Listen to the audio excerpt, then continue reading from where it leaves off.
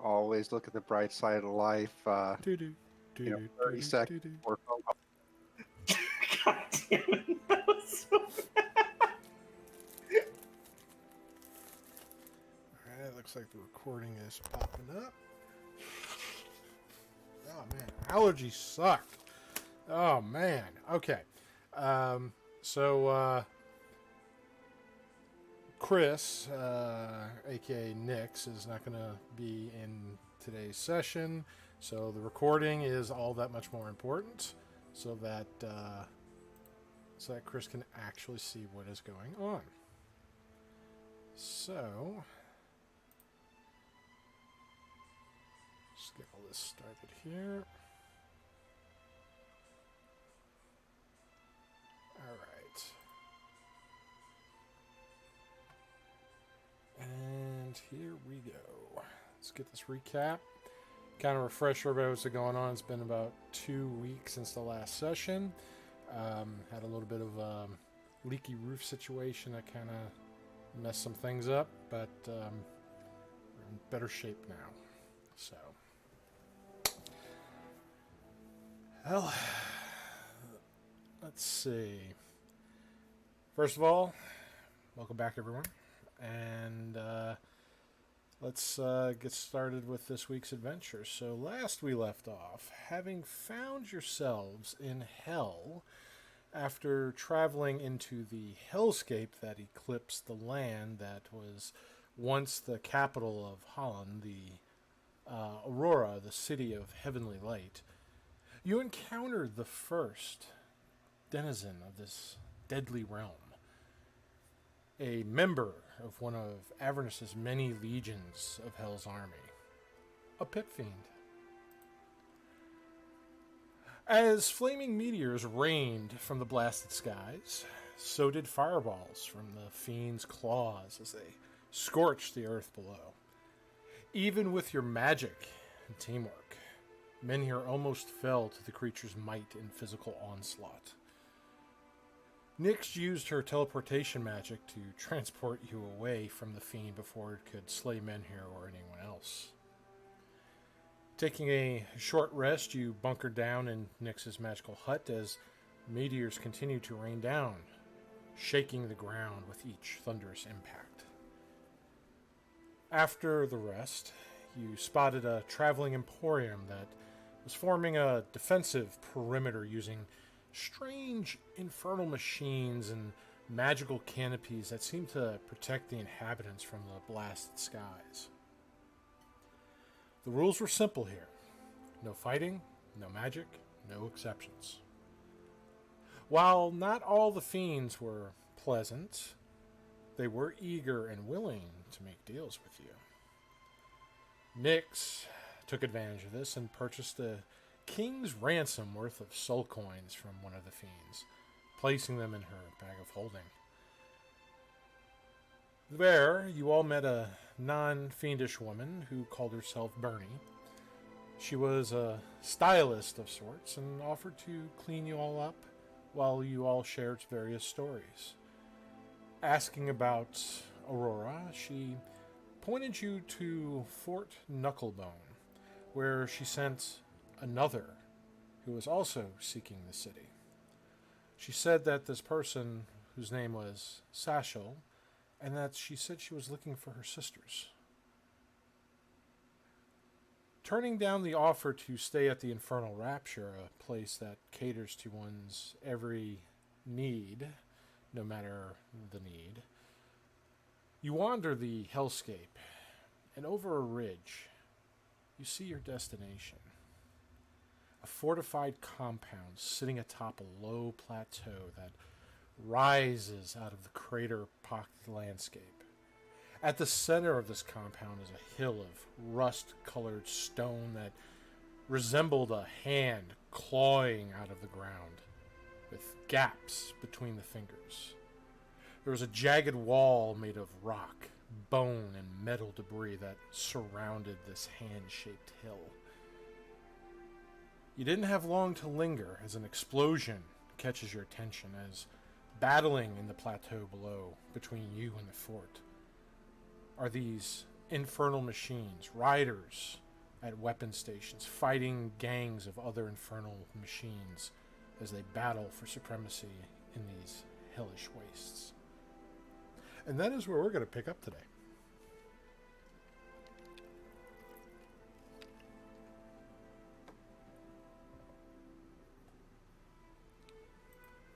All right, so what's our plan?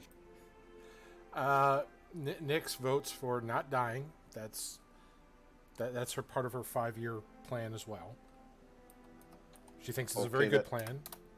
She's proud to be a part of that plan and welcomes you all to be a part of that plan. Well, that scratches out like 85% of my plans. But Honestly, Willow, I'm not what do we do? Wait a minute, 85% of your plan fall apart. Yeah. That's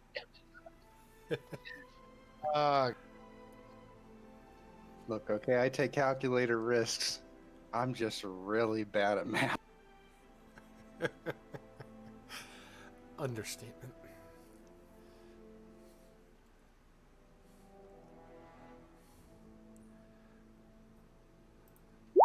But I am willing to listen to anybody plans that don't involve us just running straight through, because that's the best I got right. that's really the best too, though. I mean, we got to get there. So, but how often can the helm be used? By how actually, It mixes out.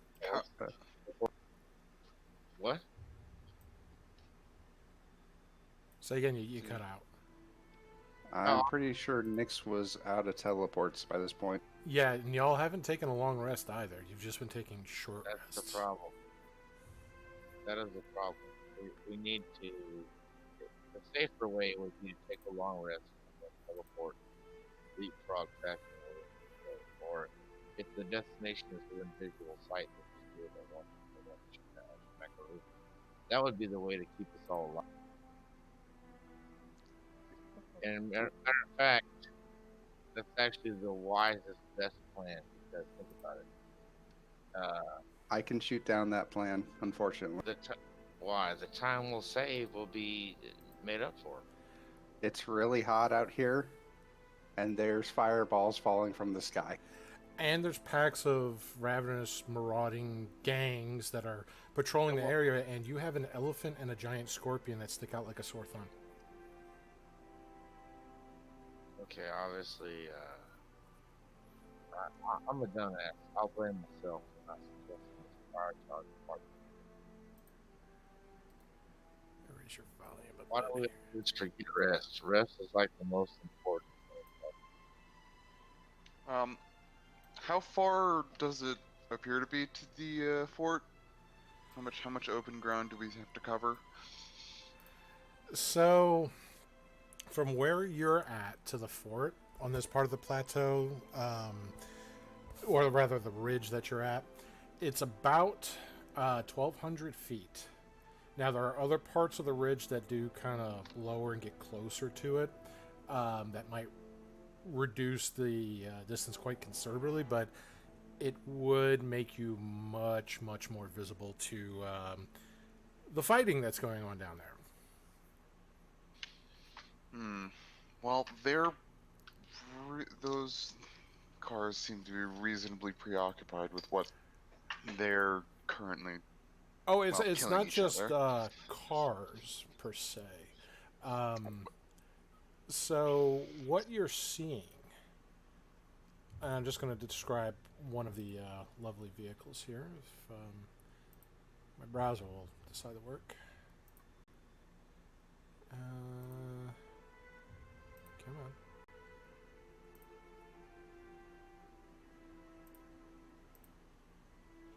So, one of these large infernal machines that are gunning down some of these other infernal machines has gnashing metal teeth at the front that you can see is caked with gore and various viscera. And there's this wrecking ball that swings behind it, which is crashing into some of these other vehicles, causing them to kind of spin out explodes is what you sing some of the other, you know, wonderful sounds that are coming from the plateau below.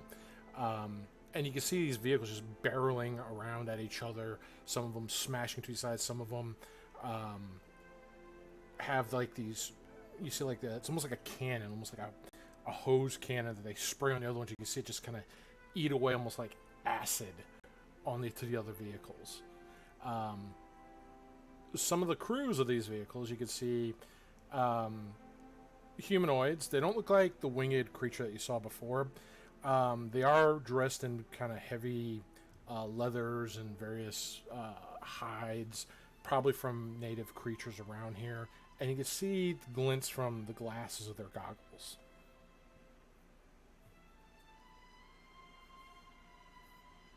Right. Okay. So, that certainly would be best to try to avoid their notice as much as possible.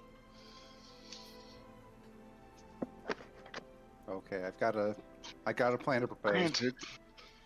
Granted, the elephant and the giant scorpion do make that rather difficult. So I think Nyx knows invisibility because it was brought up. I We also attempt- know invisibility. She does, but she doesn't have any spell slots left. All right, Barth. That Be she burned the invisible. last of that during that pit fiend fight. Why do we not ever fucking? Okay, look here, guys. Charter addendum to our group. Long rest is important.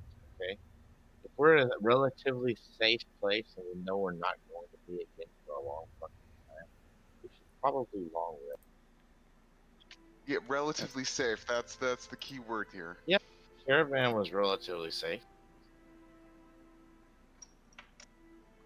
I'm still fully loaded. I think I'm missing like 1/4 level. Also, last session when we decided to take a long rest, I was like, "Yo, do any of the people who actually like need long rests actually want to take a long rest? Because I'm a warlock and fighter, so I get all my stuff back on short rests. But the other people and everyone else was like, "Oh, no, we're good. So don't blame me." All right, I have a plan. What is your plan? Barth, you can invisible the elephant and the Elodia, uses her magic to help us sneak. And if for some reason we get spotted, we beat the shit out of them, steal their car, and make a run for it. Hey, I have that magic too. To beat people up? Well, that is my greatest power, but I have the magic to make it hard to. Ooh, yours is a racial one, right? Wait, hold up, Yeah. hold up. I thought Menier's greatest power was stone. Well, I guess so. But that directly corresponds to his ability to beat people up. He hides behind a stone, waiting for that moment to get up to them and just beat them. Okay, so Let's if we go. use, Yeah, I can turn 2 people invisible because I have 3rd level spells. So I can turn the elephant and the scorpion invisible, and then the rest of us can try to sneak by. That sounds like a reasonable plan, I guess. And Nyx just kind of, I can fly on my broom.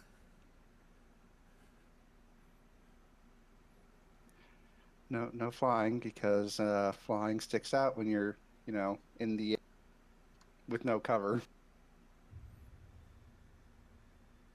Silhouetted against the sky. Yeah.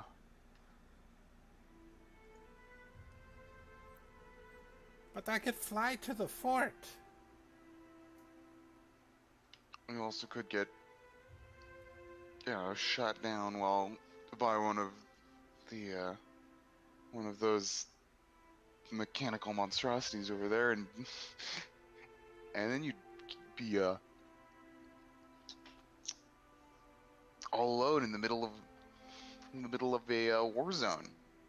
But aren't we always alone? It always seems so hopeless.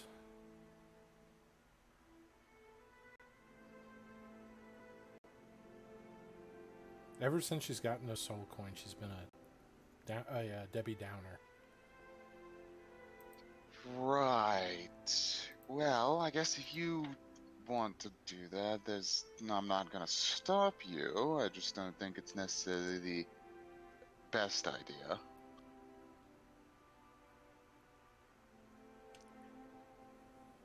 right, so the plan is Barth is going to invisible them. Ivy Men just here's kind going to of invisible. tugs on. What do I do to help? You're going to help by being really, really quiet. Okay? Because if they see us, we're going to have to run real fast. So we're playing hide and seek. Yep.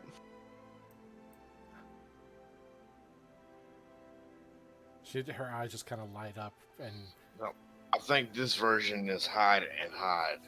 By the way, it's not really, more like hide. not or really die. like- it's not really a hide and seek. No, it's just like hide and seek. And she's all excited and can't wait till we get to play this with Mom and everyone back in the Feywild.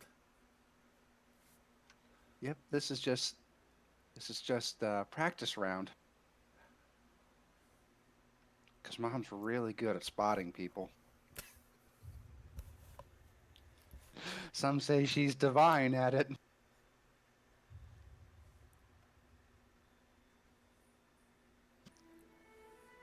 And Elodia, if any like a smaller vehicle starts coming toward, I think they need drivers. I can't really tell. Why don't you make a perception check and an intelligence check?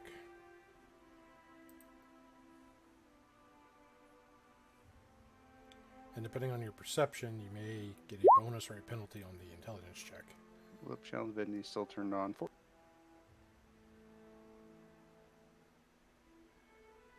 That's a 4 in the intelligence check.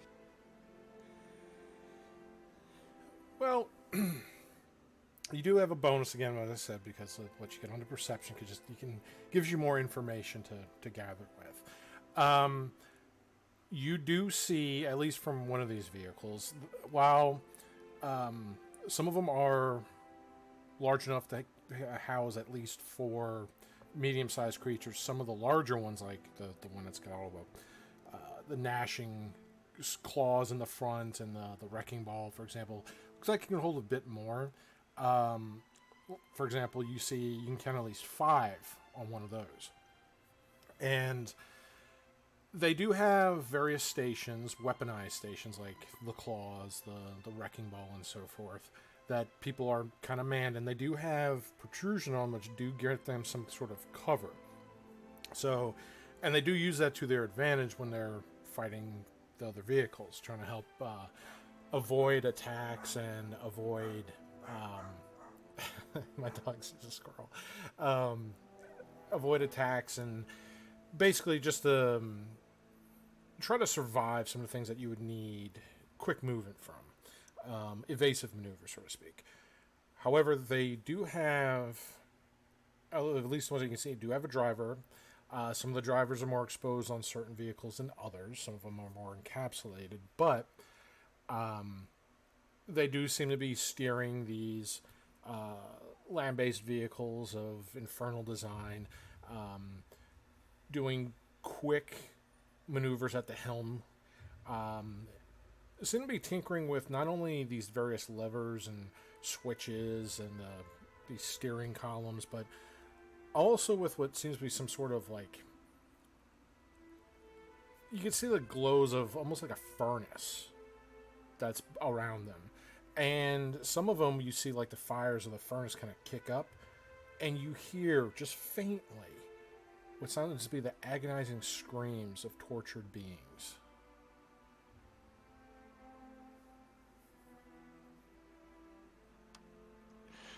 It gets 30 miles to the soul. Actually, it gets a lot more than that. That was a bad joke. It just got worse. Some of these, depending on some modifications and other additives to them, can move about 300 feet around. They go fast. Granted, they're double moving, but they can go that fast. Yeah, all the more reason to not get into a fight in open ground. Everybody go with the plan? Yeah, it seems like our best bet at the moment. Yeah.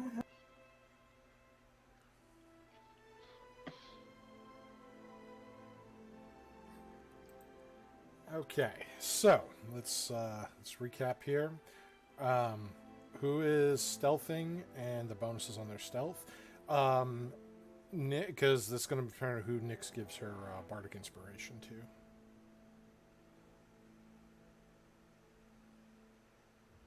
I'm gonna go out on a limb and say that probably Barth doesn't wear heavy armor, does he? Earth does indeed wear heavy armor. Oh, well, then it'd be either Minnie or Barth who needs that benefit. I bet you it's Barth because, well, what's your stealth bonus? You're not. You two aren't the only ones who wear heavy armor. Okay, what's your My stealth bonus is 2. I'm at Sure. 2. well, one of y'all then, because Minnie's got at least a. I think our lead stealther is going to be Elodia. Thankfully, Passed Out Trace is going to help cover up our inevitable clank clank. I know that. But I'm saying the inspiration part. Who has this bonus on the disadvantage?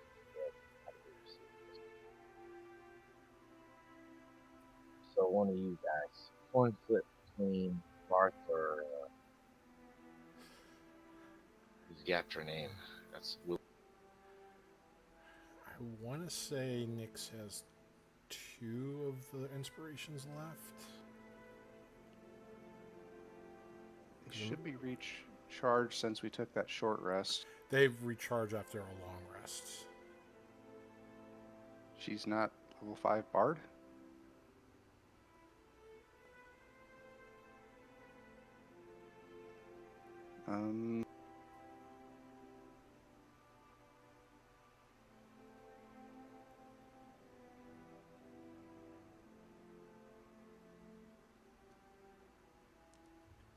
I mean, they're only D6s then. If No, she- she's higher level.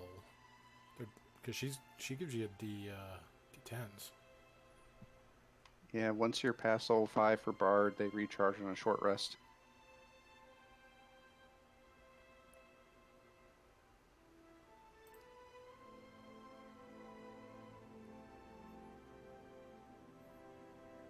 Because their level 5 ability, Font of Inspiration. Yeah, it is the level fifth level ability for bards. Gotcha. Yeah, they didn't put it in the regular. All right, so Yeah. then she can do all 3 of you then. Sweet. So for the next 10 minutes, you'll have a D10 that you'll be able to use. Now, remember, it's for attacks and ability checks and saves. Okay, I will cast Guidance on Faith. And then I'll cast Invisibility at 3rd level to turn, Guidance and what? and then to turn the Scorpion and Gordo invisible.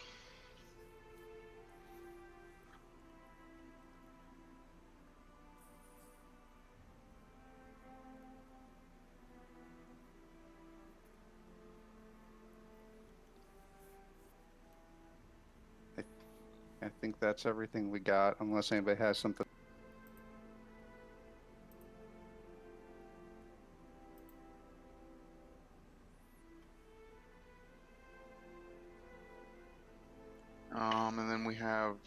what either Minhir or Elodia use Pass Without Trace, and we just try to sneak on through the long way, the long cover route. Yeah, it's only lasts for an hour. I think it only lasts for an hour. It's a deep progress, and I just have one use to leave with her. So that's like,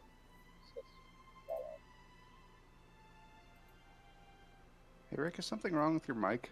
Yeah, I know, he keeps fading out. Yeah, I can only hear Maybe- like half what you're saying. hold on.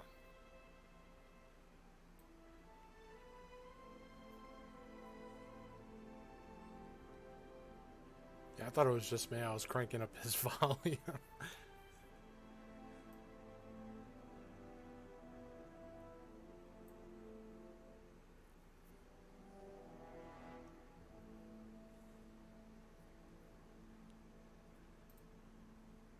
Right, and so what if we get detected? We attempt to take. If a lot more come, How about that, guys? yep, can hear you good. I moved the mic like half an inch closer to my mouth, and it's I mean, mic placement is important. What Okay, was the so- dice roll of a of guidance? Guidance is a D4 on top of your next ability check. Skill check. Not ability check. Skill check. Okay.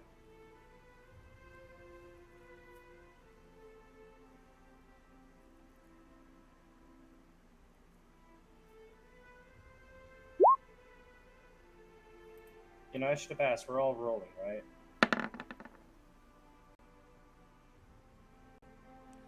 I don't Hey. see why we wouldn't be rolling. Really. Yeah, because if you want to stealth, you're going to want to roll for the stealth, and remember about Lodia's Pass Without Trace. Wow. Thank God for the plus 10.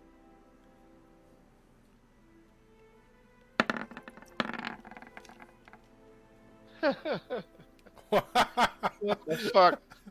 A 20 and a 1. What? Well, What are you've the- got- you What got are the D8 odds of for- that? What are the fucking odds, man? A 20 and a goddamn 1 in the same fucking. Apparently, Roll 20 wants to kill you. Kill y'all. No, everyone wants to kill us because that we're put in these fucking situations. Did that you we want to shouldn't. use your Bardic Inspiration die? Yeah, I'd go ahead and burn that Bardic Inspiration. You said it's a D8, right? D10. I'm Nick's not got gonna them hold big on to ol' mine for now. inspiration. Yeah, I'm gonna hold on to mine as well. Yeah, I'll take the 9. Yay. Or 19. 19. My bad. Yeah, 19. 19's a lot better than a 14.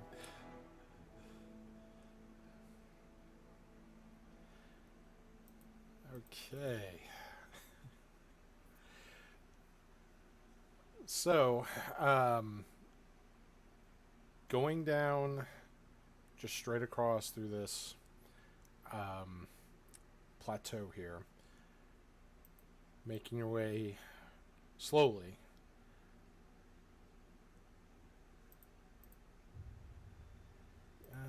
Is it gonna actually do what I need to do? Let me try manually doing it. It's not registering a roll. Okay. Go away. Yep. Let's put this on there. So as you start climbing down the plateau, I say climb, it's more of you just, it's sloped from that ridge down to the main wreck covered, uneven, jagged surfaced plateau that's between you and this Fort Knucklebone. As there are more explosions from some of the smaller infernal machines either hitting some of these other wreckages or hitting some of these little jagged crevasses and just spinning out and, you know, flipping over prone and exploding. Something else happens. Let's see. Ooh, this may work in your favor. So, well, depending. Part of the plateau that you are crossing, that some of these vehicles are on, looks like from all these recent explosions, the acidic sprays and things like that, looks like it's weakened enough where some of it's actually starting to crumble. I'm going to need everybody to make dexterity saving throws, but also some of these vehicles need to do the same.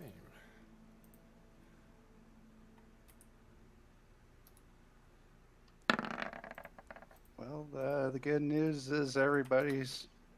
Now, I also need it for the elephant and the scorpion.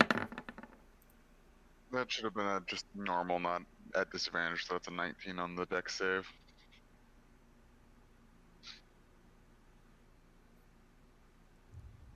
And everybody's got +5 from me. That's a full. And I see what's going on, right? Yeah. Oh, yeah. Yeah. You can see the ground breaking and all that. I know why you're asking that because you're classified. That's Gordo's dex save. What the fuck, Gordo? You like one with the earth? Gordo's one with the earth. Well, Does that? go ahead. Does Granny Nix have the bardic inspiration I can use for saves? Yeah. I said you can use that for saving throws. Sorry, I got confused for a moment because I've got a 9. I've got a 13. Amazing. So yours is +5, right? So that means I have a 22 and Gordo has a fucking Gordo 24. showing off Elephant. everybody. Elephant saving throw for dex. Elephant is almost as nimble as the wood elf. Yeah, it's craziness. Maybe Gordo was raised by wood elves. It won't let me roll, or I can't find anything to let me roll with advantage, so I'm just rolling twice. It should have been in the settings if you're doing it from with that add-in. Yeah, it's an option on your add-in on the Beyond part, bro. You click on the little red die thing on your top of your bar, and then it has your option. All right.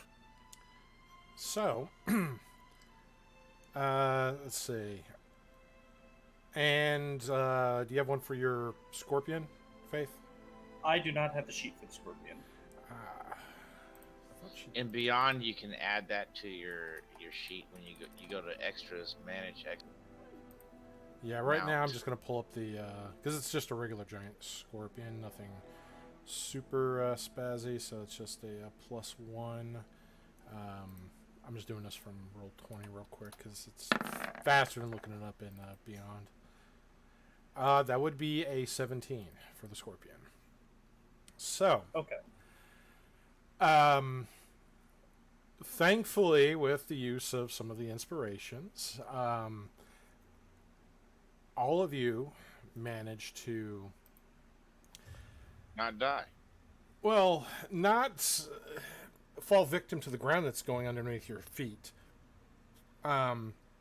Which would cause you to just kind of spiral and fall down this jagged, hillish, like, little terrain that not only would you be prone, but you would also be taking some piercing damage from some of the jagged rocks that are below. And you'd have to climb out, which would also be problematic in this endeavor here. However, one of the vehicles was not so lucky. It had Menhir level luck for its check. And also got that lovely 1. And you see this tank-like vehicle just start like ramming into one of the other vehicles, and the ground just starts to give way underneath it. The nose grinds into the ground. Starts all this hell rock starts flying up everywhere. The driver and the people in the various weapon stations are like holding on for dear life, and then you just like it slows down a little bit as it goes down about 1 foot, 2 feet, and they're all like, whew, and then you just hear as the rock just opens up to it's almost like a sinkhole, and you just hear the screams like ah, and then you hear the vehicle just tumble over and over and over again down this pit. So, one less vehicle to deal with. And because of your sneak speed, it's going to take a little bit longer here. I'm going to make another check. See if anything fun happens. And okay, something fun definitely happens here. So as you're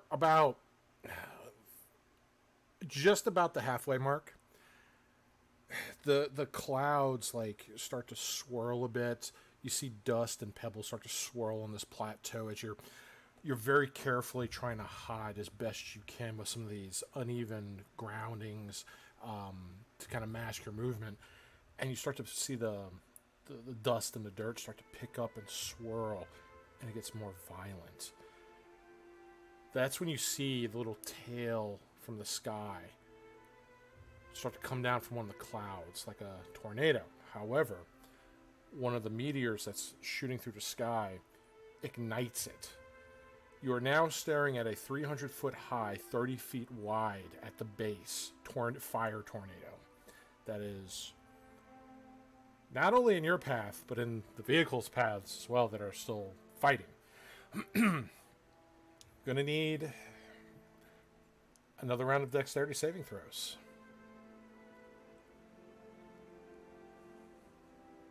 This is avoiding the, oh dear God, flaming tornado.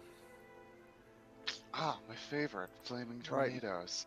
Sounds like an inspiration time to not go into a flaming. You know you love flaming tornadoes. Sounds like a name of an awesome drink at a bar. Here's your flaming tornado.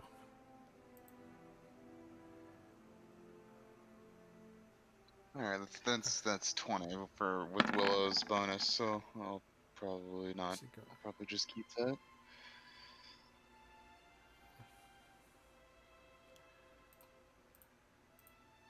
Alright. And Boy, am I glad I took resilient dexterity.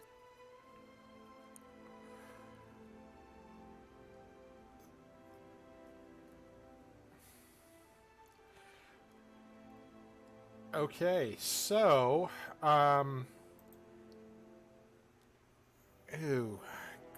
so we have Menhir and Gordo seem to be the only two that Fail. fail so far. Of course. Let me get the giant scorpion as well. It's +1. 16. Oh, you You know, I'm taking that 16. You said it before I rolled I didn't know you were, that. I didn't know you were ready for that, but in the future I will refrain from rolling the giant scorpion for you. But yeah. So, okay. Menhir, you and Gordo are going to be taking 99 points of fire damage. Yeah, Goro did. Cool. Everybody else will be taking 48 points of fire damage. That's halved. And I'll if you have, take 48 too. and if you have any resistances, you can apply those. So I believe you have that item that gives you that resistance in here. So I do. Do we still have temporary attendance or no more?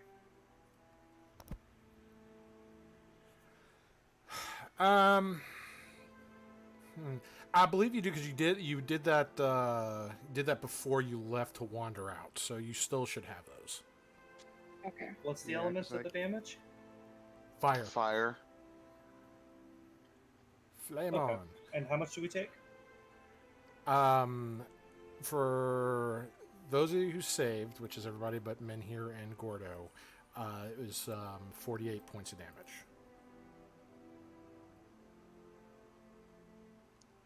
Yeah, I'm gonna absorb elements to half that.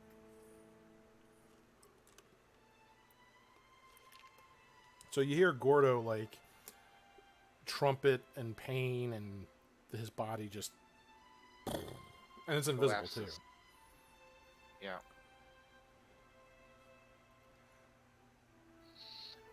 Non-PC pets and animals don't have death saves, do they? When they hit 0, they die. Well, it's not just the death save, but the amount of damage that. No, dude, that didn't do over twice his health, bro. That's only like 18 points higher than his health. He's a tough son of a bitch, or was. That would not be instant death under those rules.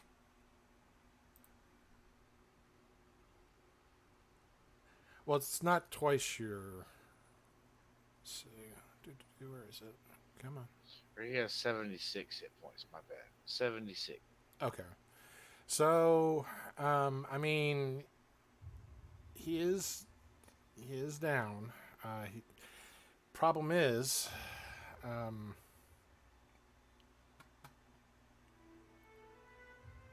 he made some noise, a lot of noise.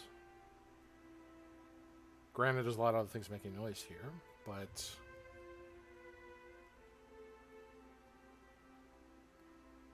because it's a mount with this, I will be kind and say we can do some death saves, or it'll have kind of those rules with that. Then I'll shove it. Then I'll shove a good berry in his snout. One of the ones that will.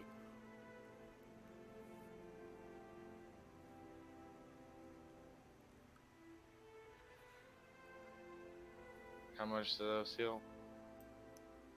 My good berries are 4. 4. Yep, because I'm a life cleric. Okay. Yeah, normally they're So- just 1. So but, he has 4 health. Well,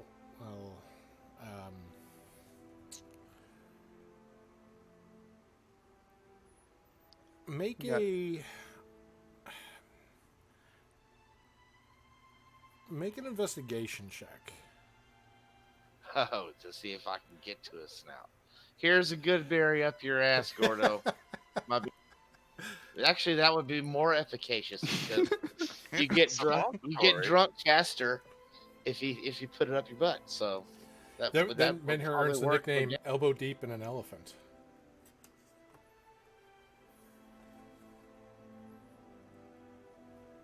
Okay.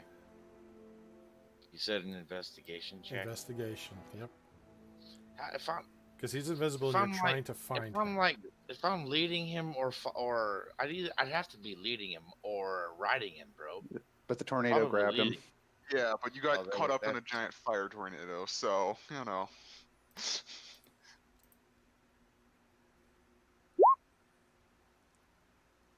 14. Okay. You do manage to find where he landed. You see a bit of the impact where his large form or his huge form is made into the plateau. And feeling around, you realize like where you need to be at to administer the good berry. So you do so without wasting too much time. Awesome. Now I need to make 2 checks here. Okay. Hell is brutal. It is hell. So, I mean, there's that.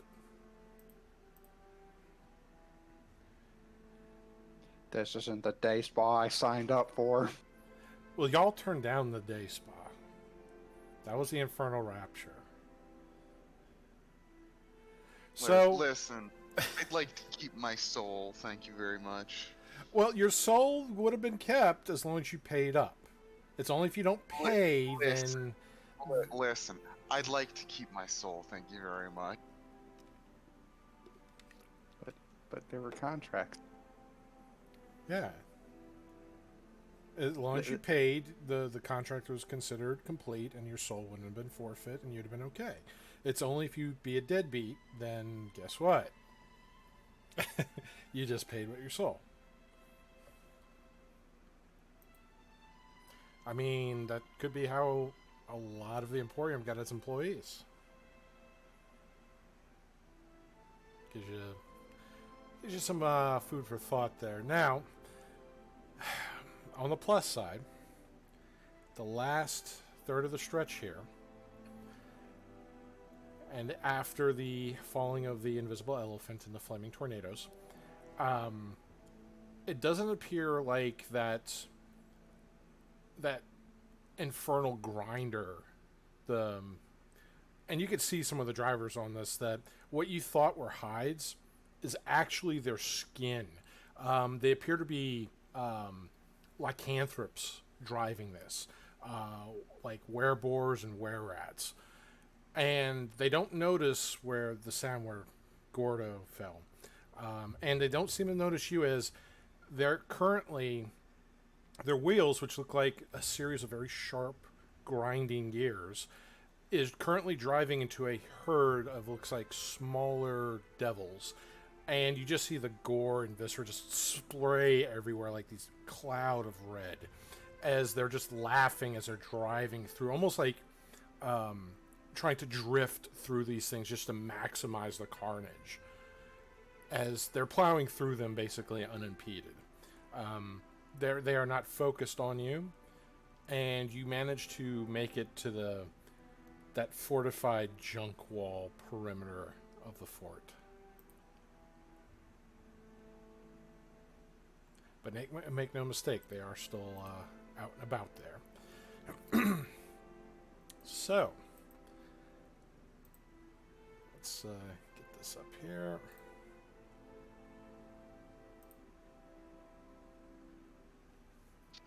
Well, all things considered, I would say that went rather well.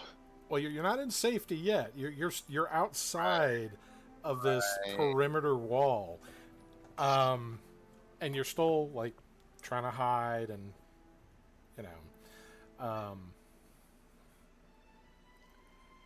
now you can see this like singular kind of gatehouse that looks like a main entrance to this junk wall. And you can see a group of dwarves that are kind of armed. They look like they have various little like cannons, and one of them's on like a little mounted cannon. Another one's got like some sort of a spraying mechanism. You're not sure what it looks similar to one of the vehicle, but it's not identical. So you have a feeling it's going to spray something out, but you're not sure what. And they just seem to be looking bits of the carnage, and a few of them just kind of looking about the area below the junk wall.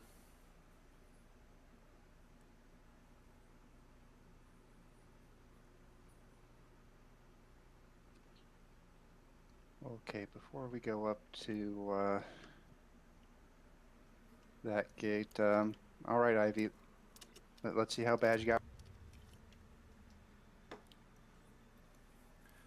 She actually looks fine.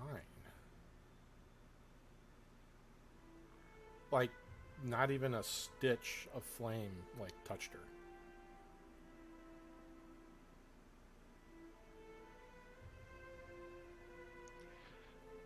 Which is really odd.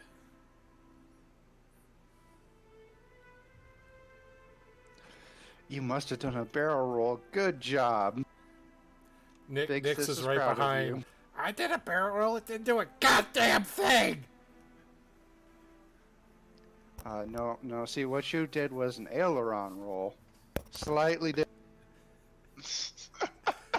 like you see, like the nest where her owl sits in her hair is like smoking. The owl just kind of coughs like a little puff of smoke.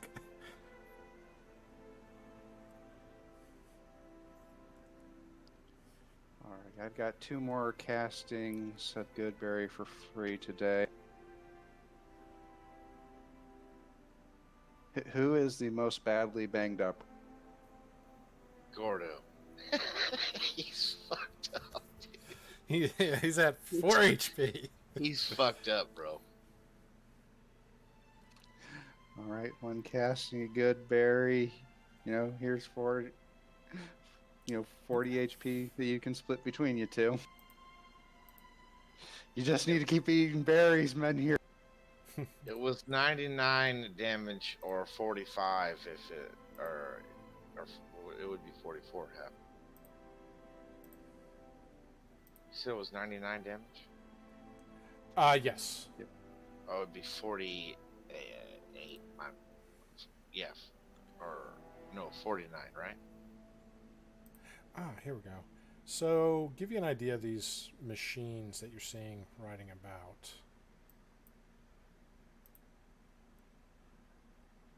Just a little size comparison here with a little person.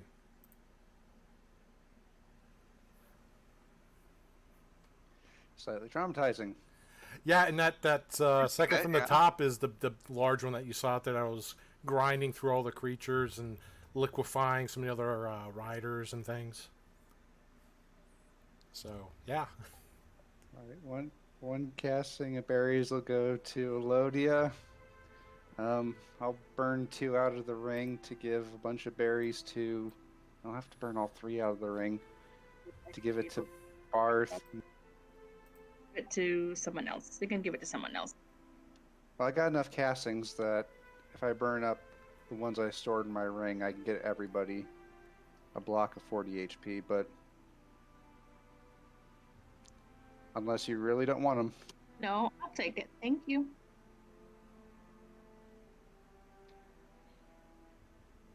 Good berries for everybody, except for me. But I am fine.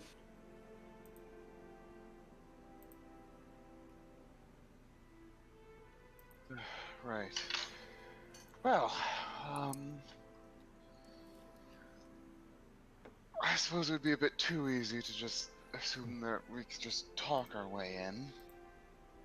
But, well, they don't seem necessarily... Well, they're not demon. Well, they're not devils. So at the very least, that's a step up from where we were before. Probably.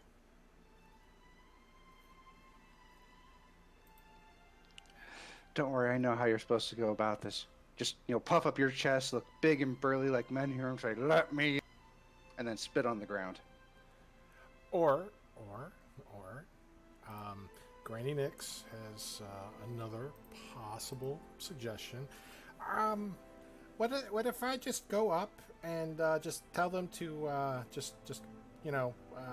walk away and give us their supplies and the whole compound and we won't kill them. They can just walk away and we'll let them pass. Think that'll be a good deal? Well, considering that all these death cars out here haven't broken in yet, I'd say about 75% chance of success.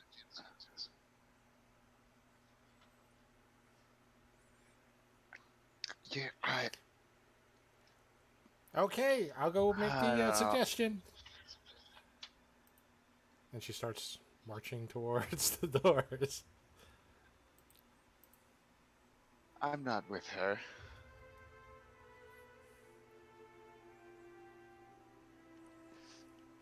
We're not going to actually allow her to do that.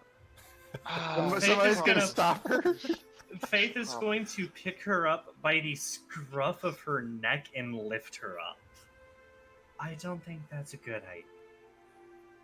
But Willow said it was a good idea. You know what sarcasm is. What is it? I will also pick you up, Willow. Fine, we'll just try talking and see if they'll let us in. You've got big, strong arms, Faith. Did anybody ever tell you that? Not as big as Menhir's, though. This is gonna be one long day. Right.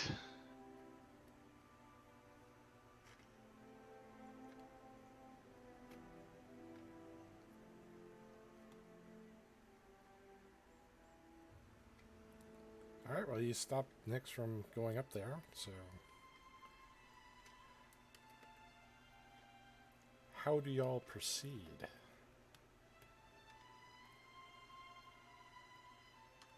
Good question. I mean, I think just going up and saying, hey, please let us in might not be a terrible idea.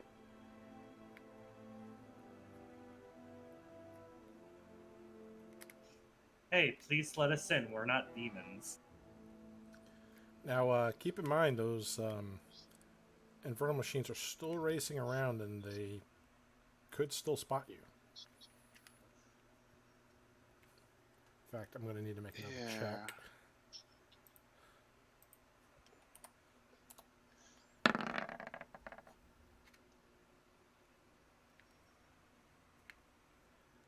Alright. Let's carefully make our way over to the gatehouse, I guess.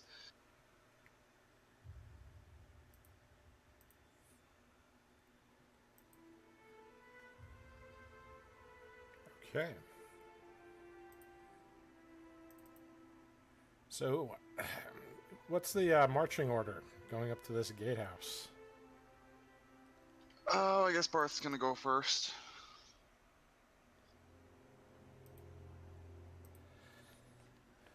Alright, and who's after Barth?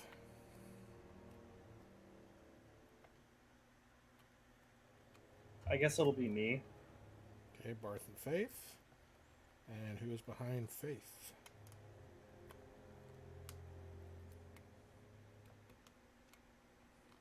Yeah, probably load your men here and I'll take up the rear. Okay. Nick's being carried by Ah! Alright. Well, as you all are starting to make your approach here, the gatehouse to this enclosed area, this rampart, that you see is littered. As you get closer, you can see it's littered with trash and mechanical parts. Some of them, it looks like the remnants of various vehicles that are probably out picked clean from the plateau and just thrown here to give it added defenses. A lot of little ramshackle bits of a wall. So it's basically this junk wall. As you get to that gatehouse for this junk wall, the dwarves, which all have these kind of a dull reddish caps on top of their heads, they're all just kind of chuckling, and they see you approach, and you see them like kind of elbow each other, and they kind of aim their stationary weapons towards your approach.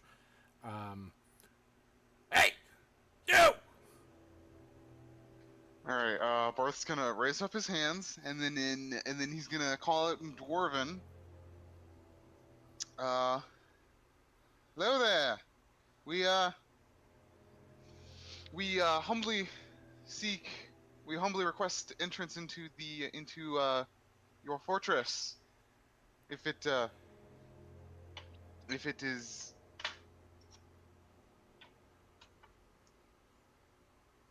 We humbly seek entrance into your fortress. We mean you no harm. Make a persuasion check. I need... We come in peace. You leave in pieces. Open fire! And he said that in Dwarven, just, you know. So not everybody understood that. 28. Kind of looks at you and...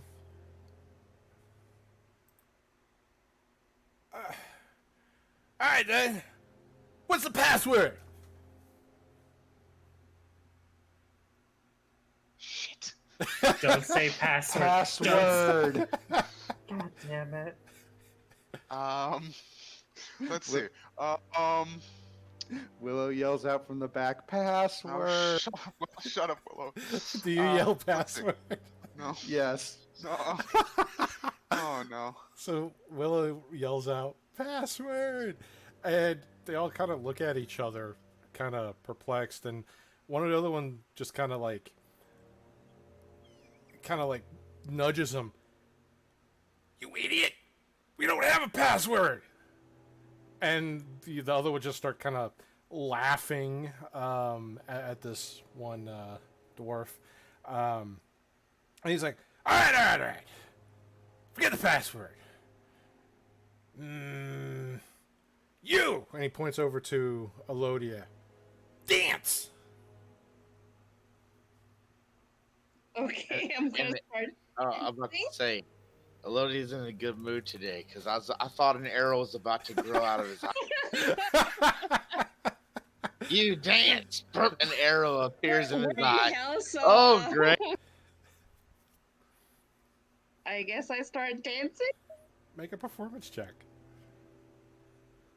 My God, this is crazy. Not bad. What do you expect? Oh, here are all the good rolls. Yeah. and they're still continuing to kind of chuckle and points over to Menhir. You!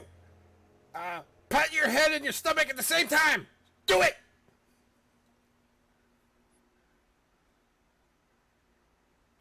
He looks to everybody else like, what the fuck is going on? Just do it. And then he'll pat his head and his stomach at the same time. What kind of dance is Elodia doing, by the way? I don't know.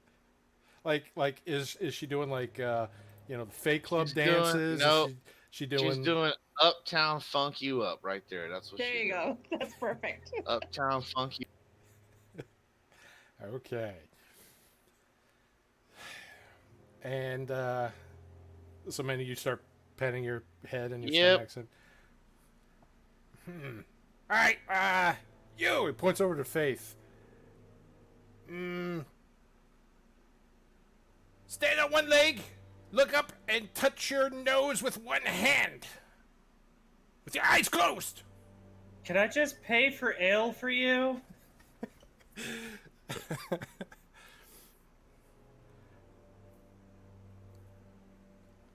Well, if he doesn't take the offer of me just paying for ale, I'll do that. All the doors are just like busting out laughing. Yes, dwarves can have a rather bizarre sense of humor sometimes. All right, and after y'all are doing this for a couple minutes here, I'm telling Mad Maggie you're wasting our time. well, one of them just like kind of, you idiots! Enough of this nonsense. Let him in. You had your fun.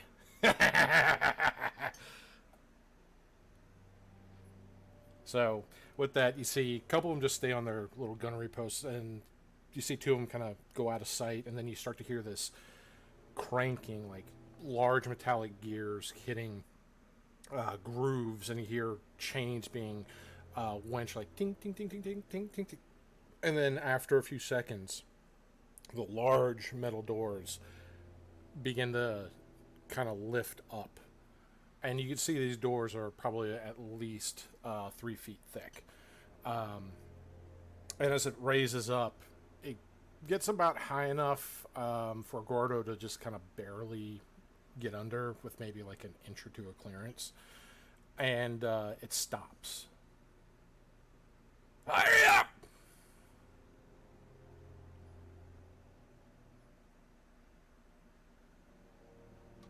I guess we proceed inside.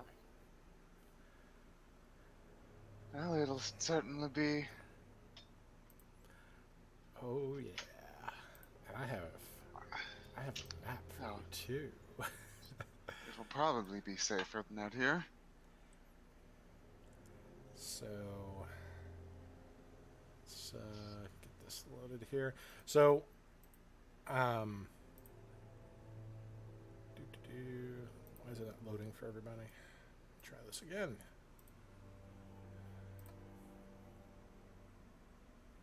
Oh, I forgot. This one I gotta manually do it on here. All right, y'all. The battle's gonna be easy. There's nothing but commoners. We're good. I'm just kidding.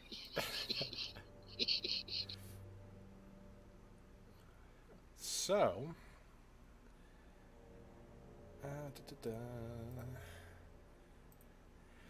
all right. Could anybody not see the map that I just pulled everyone to? I can see the map.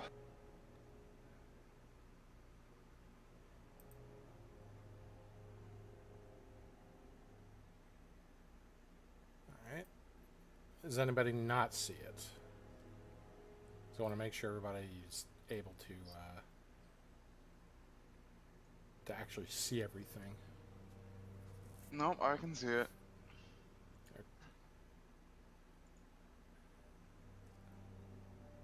All right. Well, if anybody has any issues seeing the map, please speak up. I want to make sure everybody kind of sees this. It's going to help you kind of navigate a little bit here. So, as the gates open up, they open up the little rampart and let you in. As soon as you enter, they close the gates. And here you can see other various ramshackle structures built from what looks to be the same junk as that outer wall that provides some meager bits of shelter. You do see some commoners here, as you saw there, but these definitely don't look like fiends. They look like very dirty, very scared people that kind of are laying on like tattered tarps and are just kind of like huddled together in this little area of the fort. And they all look at you and they're all just kind of like, they just have this terrified look on their faces. However, beyond them, that you can see on both sides going around this mountainous rock structure that looks like that hand clawing out of the ground, is a platoon of small fey creatures that are kind of, some are milling about, some you can see are working on various contraptions or doing repairs. A lot of them almost look like feral gnomes, but you do see some of like the dwarf types that you saw before. A lot of them in fact all of them sport the dull reddish caps, which at a closer inspection still drip with some kind of vile ichor. There, among the commoners, there's several humans, dwarves, halflings, and half-elves kind of meander about. Again, their clothing is soiled and torn. Their sullen, dirty faces just kind of look meekly at your direction. Immediately to your right, there's what look to be a pair of kind of bird-like humanoids that are currently working on a strange vehicle, chattering with each other. They all carry a assortment of these like strange tools. When they see you, they kind of turn and stare in wonder, and they drop one of their large tools, and you hear this feminine cry of pain emanate from under the infernal machine that they're working on. And sliding out is this woman with very pale skin, jagged, feral features, and she looks fairly athletic and fit as she looks over in your direction and walks strides over with purpose. And I am going to need men here in Elodia to make athletics checks, as she is trying to pick you both up, one in each arm.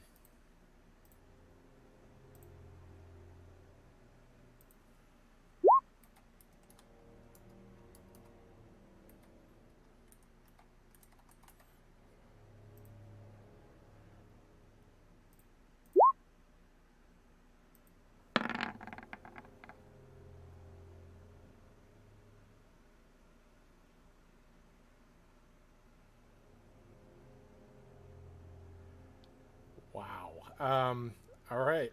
So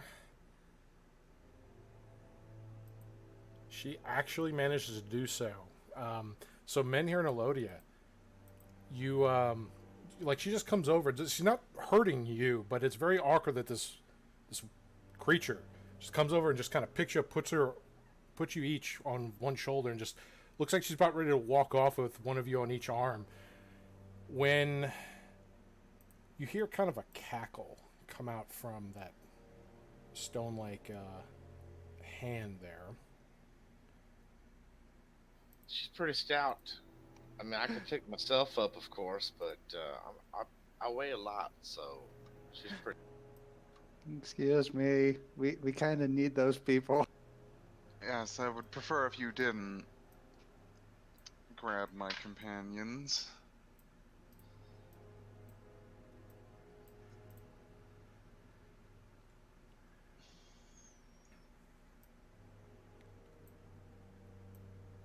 How big is the creature that did that? Well, I mean, she's a medium-sized creature, but She got a shiny belt on and shit. I'm gonna take no, but she does have a lot of various decorations with her, like toolkits and stuff, with various bones and things like that across her. And coming out, what is it? So coming out of that hill is there's a tall creature that has this pulsating, almost like worm protrusion coming out of its mouth and going into its stomach, and it wears like this tattered, covered cloth that's got blood and mold and other things that you can only assume to be worse upon it. Doesn't look like it was ever cleaned. And then there's this old woman that comes out. Her eyes almost seem to move independently from each other, like a chameleon, and she just approaches, straggly brown hair hanging in front of those eyes, resting on each of her shoulders. Much like Nyx are these two little bird nests, where Nyx just has the one on her head, she has them on her shoulders, and these red-eyed ravens just kind of sit on each one of these nests as the ravens just kind of scrutinize over your group. And that hulking creature with her just kind of lumbers forth a little bit as her eyes keenly focus on you all. She sees Willow and Ivy specifically. Oh my goodness. A little bit of spittle just dribbling out of her mouth as she talks. What honor do I have to host such treasures? And that creature that's holding Menhir and Elodia looks over at this old woman and... Can I keep? I want putties. No, Calico. Put them down. Maybe later, depending on why they have come here, and if they've brought trouble with them or not.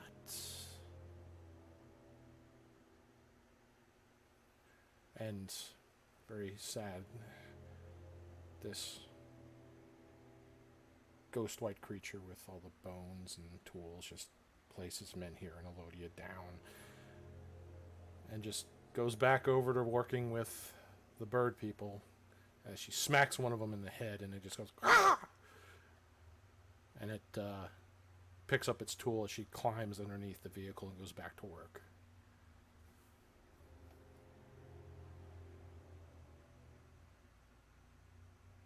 And the old lady is looking at y'all, waiting for a response. We're here seeking information. Information?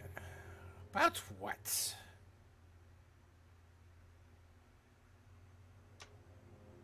The Broken City. You are not the first to ask. And that's the second question about the first person who asked.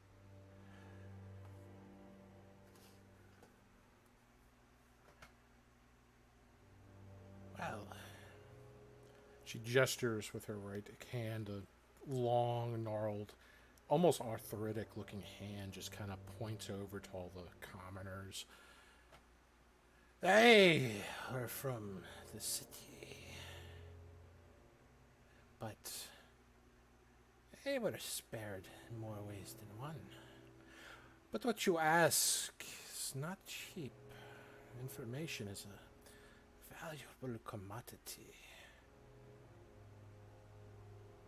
What is your interest in the city?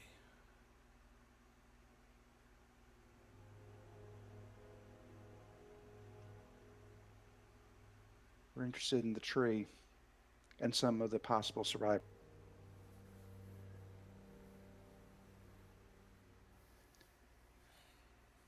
As well as if you happen to have any information on the,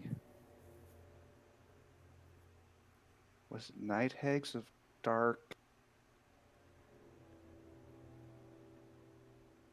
I lost my notes. I'm trying to remember.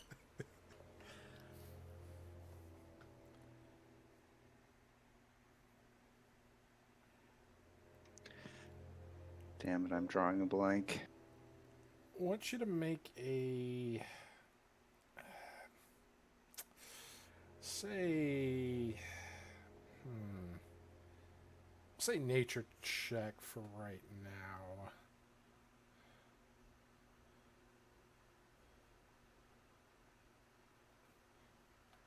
Yep. I wish that there was like a one click and it would just go off. 15. Pass without trace does not help me with nature check.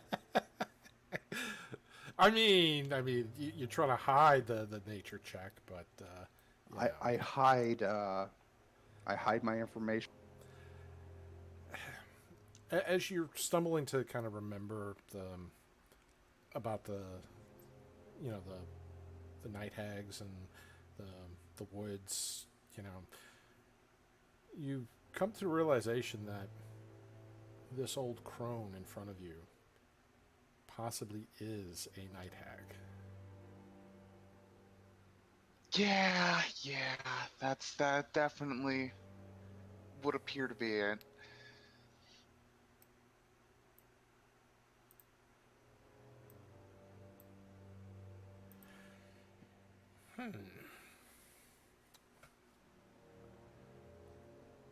Well,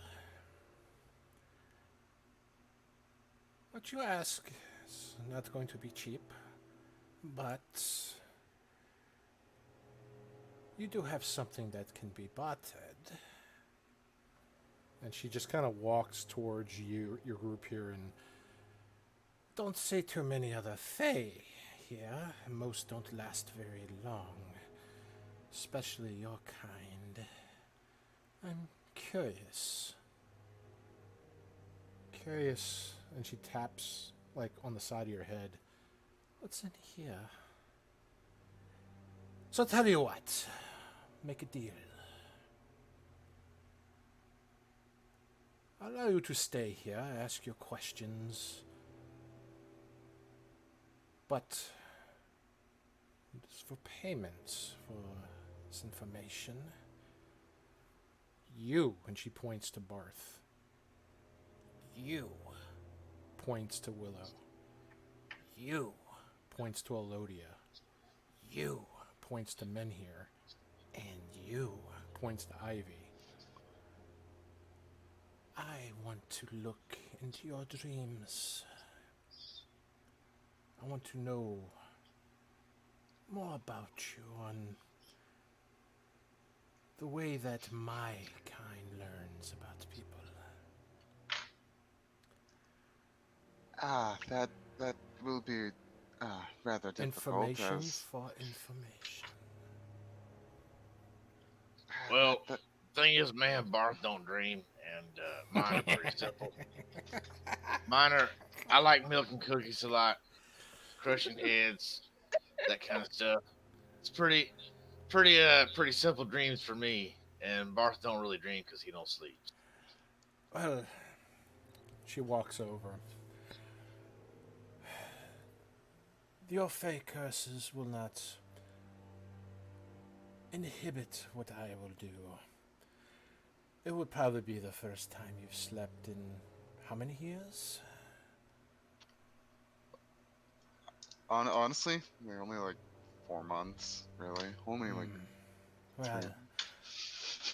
I'm sure it'd be a welcome treat to rest once more, even if it is only for a night. But I'm curious as to why you are cursed so. And these dryads, why they are wandering here so far from their trees, piques my curiosity. But you, and she kind of points over to men here, you do not smell like the other primes. Different. You're not from where they are from, and that makes me curious. She says you have a nice musk, men here. Well, I already knew that. Thank you, though. So,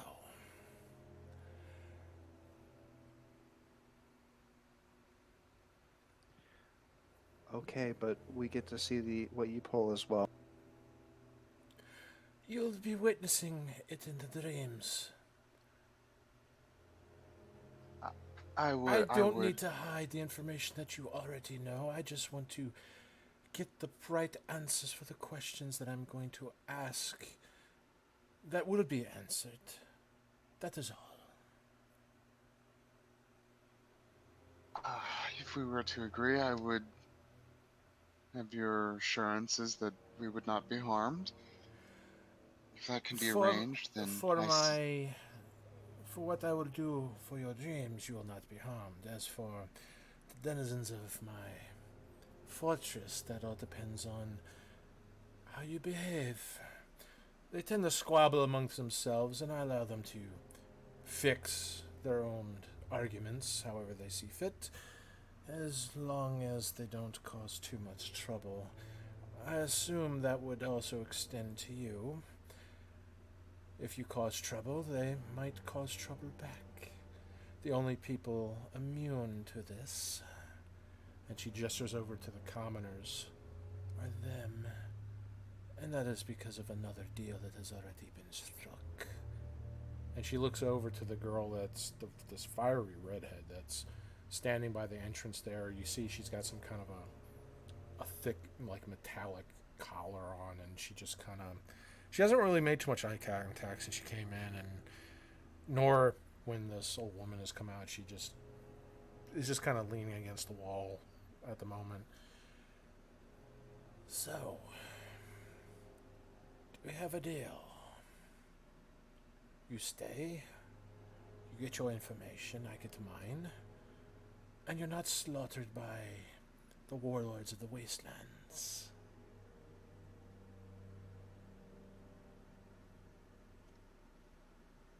Guys, I think that sounds good to me. Yes, I think that I do believe that will be an acceptable agreement. Fantastic.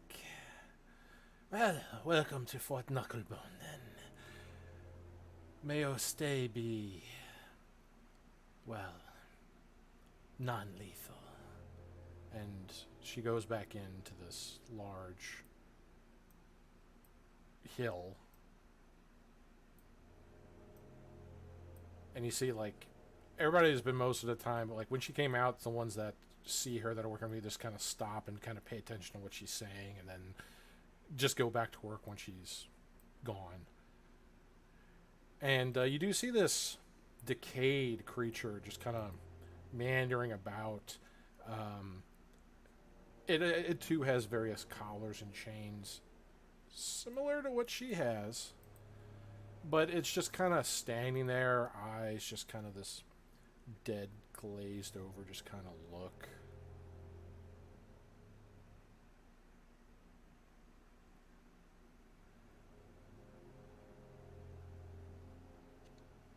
I'm gonna kind of slowly creep up. And as you start to get close, it kind of, its head just kind of, it's the whole body of it's just kind of teetering slightly, and it looks up at you, and it starts to kind of move, shambling a little bit towards you a bit, like one of the zombies from like Walking Dead, just kind of like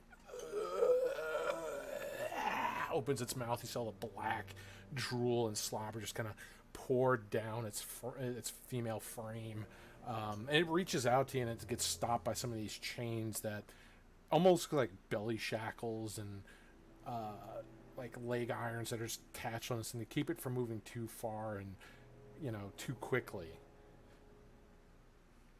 But it looks like it wants to eat you. Right, gonna kind of walk around that.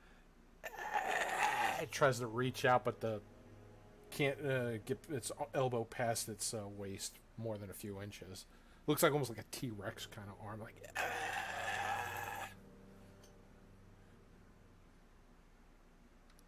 Creepy, creepy. Okay.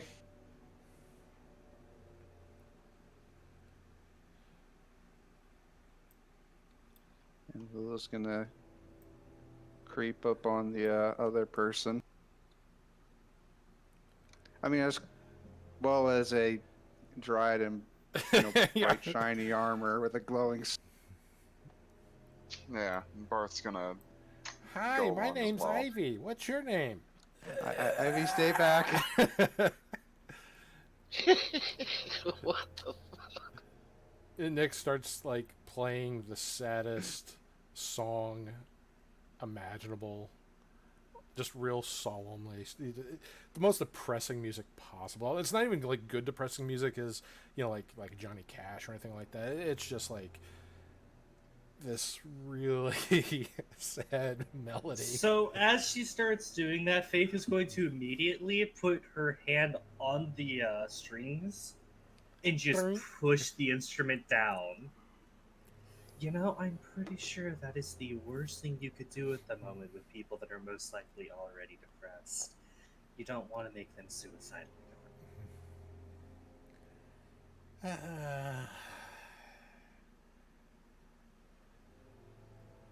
But this helps me not be suicidal. Are you there's sure no about that? hope.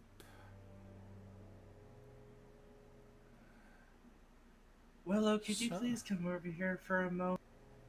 So much evil. So much pain. Willow is slowly kind of And creeping she just kind of onto the- opens up her bag of holding a little bit, and like it shakes a little bit, and you can hear like the cacophony of 80 plus soul coins screaming in agony.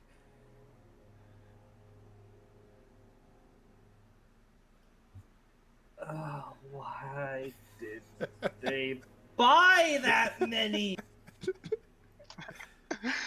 Alright, Barth's gonna come over Never- to Ivy. Never buy gonna- soul coins at Costco.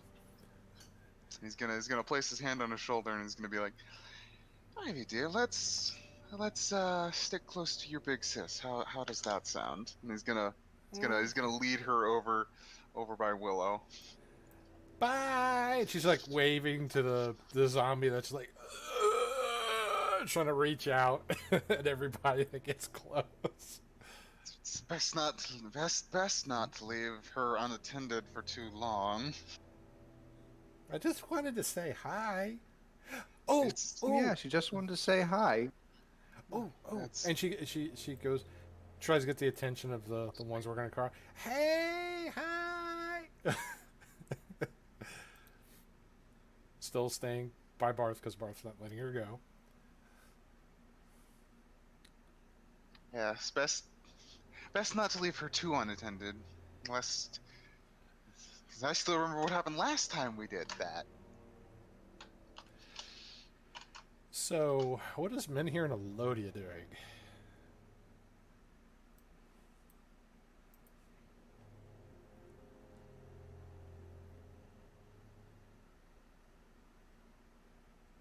I would like to move as far away from that creature who picked me up. Well, yeah, that creature's working on, this. Looks like it's a damaged infernal machine. So, it's not by you anymore. Okay, so just to go where Willow and Barth. Okay. But you men here? I take it Rick went AFK. That is a possibility. Yeah, I don't see a thing. Back. With that. Oh, there he is. Okay. Yeah, I said it 1 second. Oh, I did not hear you. My say bad. that. So yeah, just throw like a text thing like, "Hey, BRB" or something. Okay. Anyway, what is Minhir doing? It was like 15 seconds, Dave. Well, Minir's observing all this shit, and he's like, "Fuck, man, what are my dreams? Is there anything significant in there?" And then he does have one that he's thinking about right now, where it's he's holding like the baddest hammer ever made in creation. And the name of it, you know how in dreams when you know something and then you wake up and you kind of forget it? You know how that goes? Yeah. It's like eluding him right now, but he kind of vaguely is thinking about it. But it's like a fucking hammer that could shatter the ground and shit. It's, we're talking the most potent weapon he could ever contemplate. And that lady asking him about his dreams is like, that's probably the only really unusual one. Other than that, it's milk and cookies and crushing people's heads, and drinking and stuff. So the rest of your compatriots have moved a little bit in the fort there,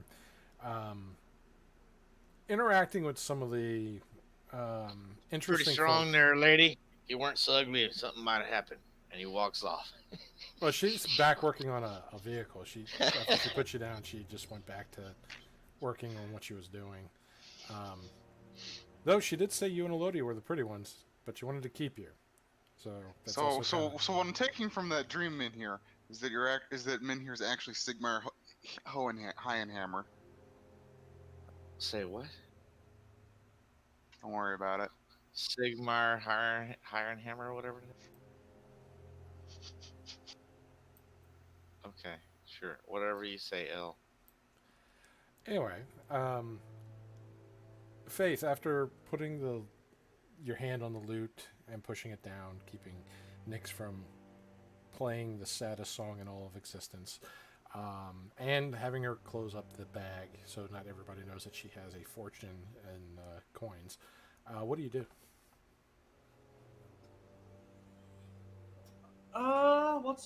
What all can I see that's going on here? Well, Willow's gonna approach the girl here. You all saw the undead woman that's kind of belly shackled and kind of anchored here. There's all the scared and sullen, dirty, demi-humans and humans all up here. Again, laying on like tarps and things. Not really given the best of shelter, but they seem to be just barely tolerated here. Off to the side, you see some these red-capped looking dwarves or feral gnomes just kind of going through some of the piles of junk and grabbing like various bits that they need and giving it to other ones so they can finish whatever projects they're doing. There's a group over here that are working on other vehicles, some smaller, some of them are trying to, like, looks like it's more than just maintenance that they're trying to do on these. And that's pretty much like the workshops areas that you see here. And from your vantage point, that's about all you can kind of see from there. There's also a kind of a yellow-skinned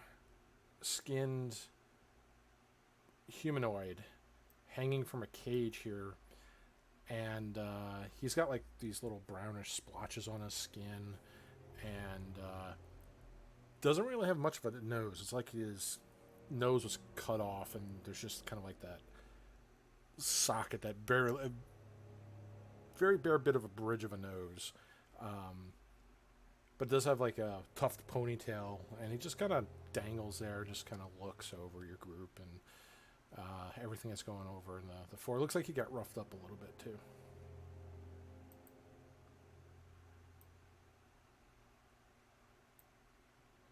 I'll need to think on that for a moment, but I do want to walk around and or help out anyone that I can, just because there's not really much else to do.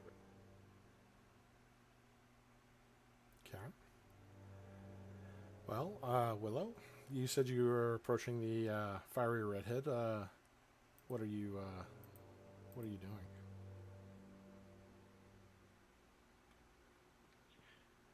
She's kind of inspecting the chains, looking at the woman.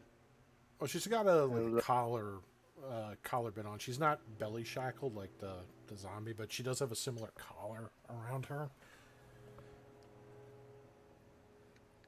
So what did you do to end up here? And she looks up at you and just kind of glares.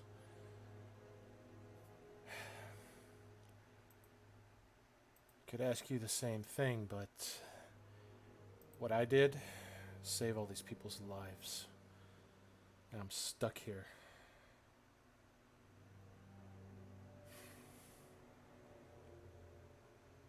Fuck! And that's her saying, not me, is the damn. Your name was Sashel. Yes, I'm Sashel. How do you... I don't recall us ever meeting.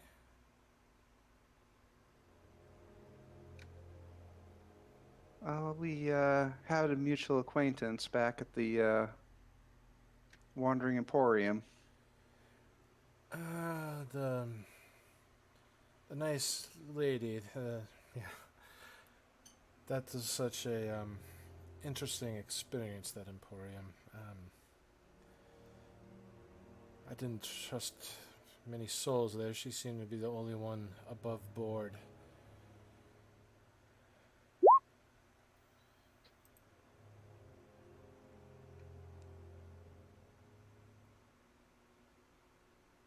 So you were trying to find your, sisters? Yeah. They were in Aurora. And if Aurora is here, that means they're here. I was told that some of the survivors scattered about.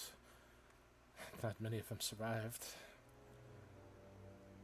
Caught wind of this place and was hoping that some of them may have been here. And instead, along the way, I found them. All scared, nowhere to go.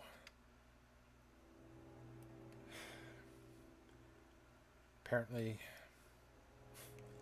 Maggie had some use for me. So, I pay their upkeep while doing favors for Maggie and her crew. And they'll be as safe as long as I'm useful. But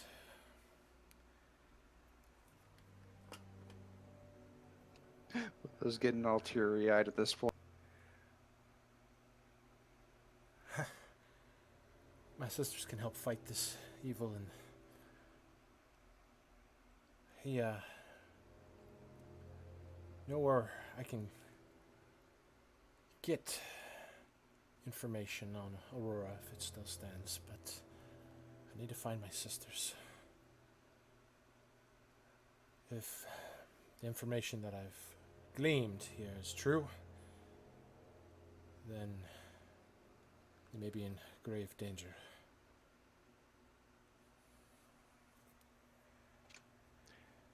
Well, who are they? I used to live in Aurora myself. Maybe I know them.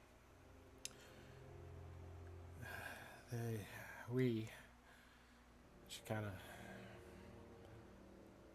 part of a protectorate known as the Golden Daughters.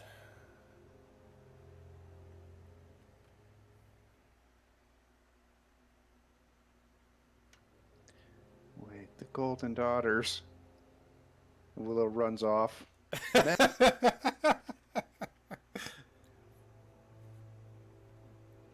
And here.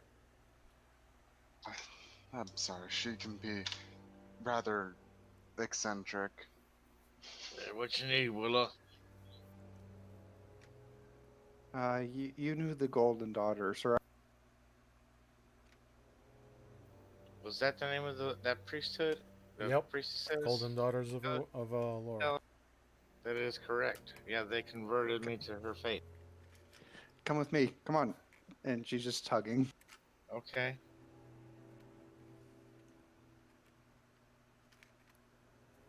Well, hello. How are you? How's it going there? Fancy seeing you here. Oh dear. I have carnal knowledge of many of your sisters. I hope you don't say that. No, I don't.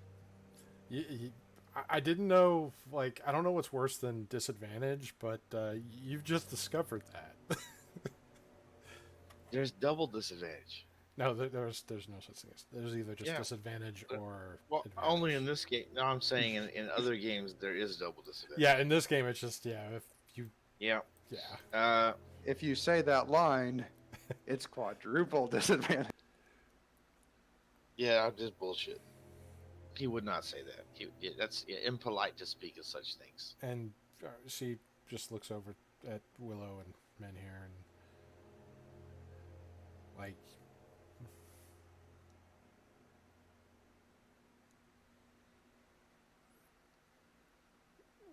She's looking at you. Is she like shackled or something? Well, she's got this thick metal collar all around her neck, but she's just looking at you both because you went to go grab Menhir and brought him over here, and she's just looking at you. Yeah, what do you need, Willow? It's not what I need. It's what she needs. So you serve the lady. You're a golden daughter. I am. In what way may I assist you, miss? I know many of your sisters. I Well, too serve Bright Lady. Many of my sisters are in grave danger, and I am unable to help them here. If you can find a way to get me out of my debt with Mad Maggie and her lot, and not be a detriment to the commoners over there, the innocents, I can help you and your friend here find Aurora.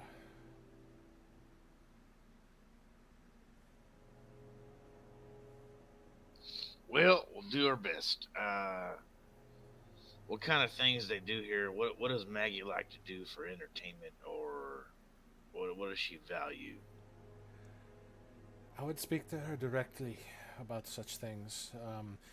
The Fae are pretty wild and crazy.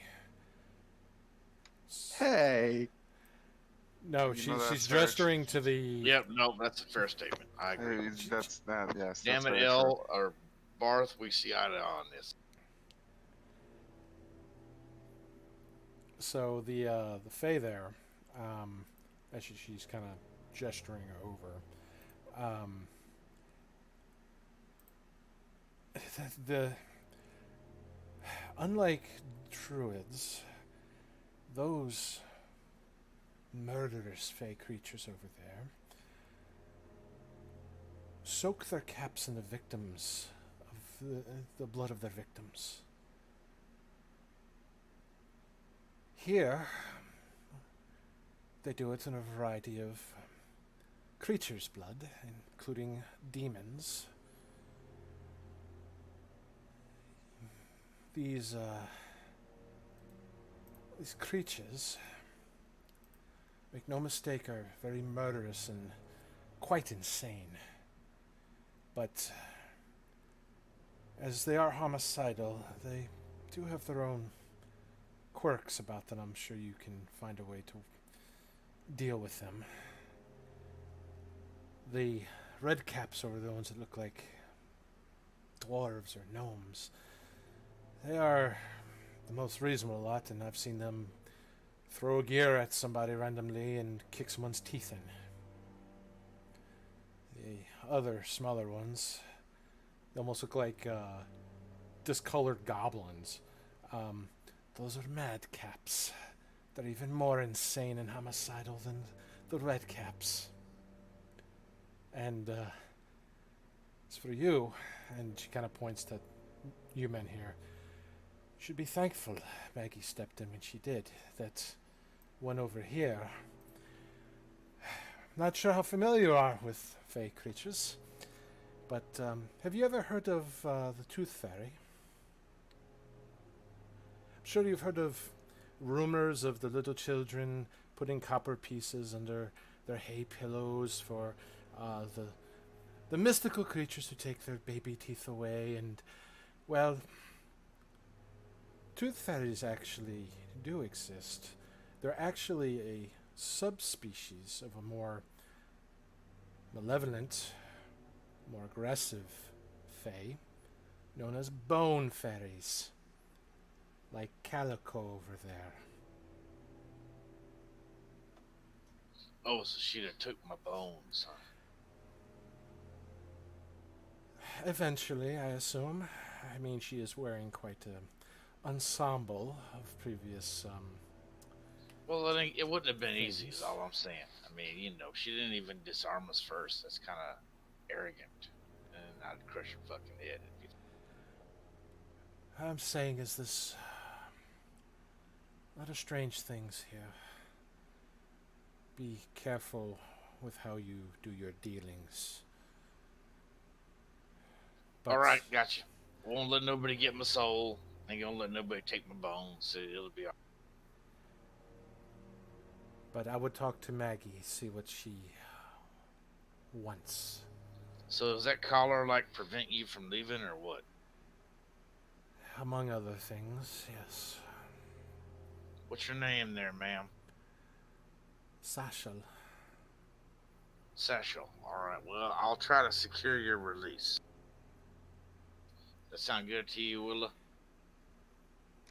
Yep. Damn, I don't want to talk to that Maggie lady. She's weird. But I got to. Yes, night hags do tend to be rather unsettling. Damn it. Alright, wait here. Let's go, Willa.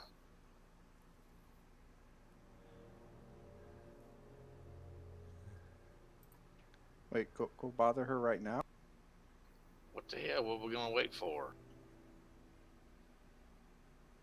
Okay. Actually, hold up. Were we told we can roam around and do whatever? Pretty much. Maybe So that we was should part of find the a deal, was night- you were able to stay in the fort.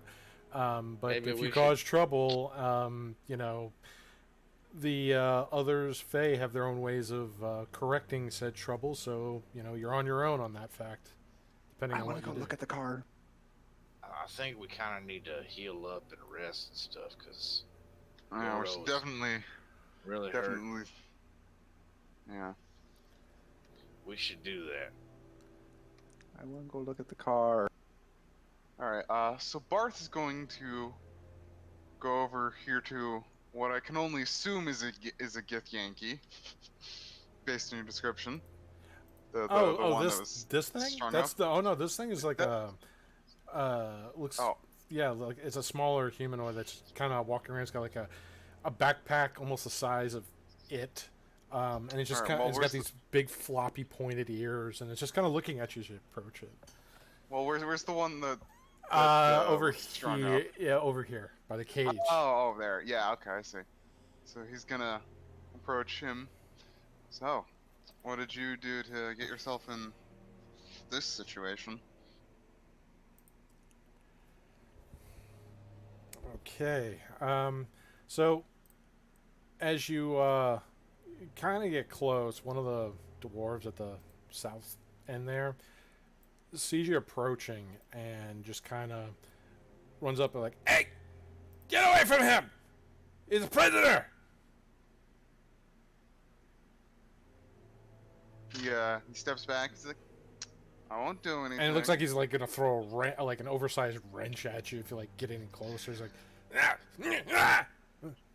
"Yeah, stay back!" And he runs back over here. He looks over his shoulder at you, like making sure you're not trying to sneak back closer to him. But as you ask your question, so he looks at you. You see he's got like his own little shackles on his hands, and he just kind of dangles like one of his legs are kind of bent, and he's just holding it with his shackled hands, and his other leg just kind of dangles underneath the hanging cage.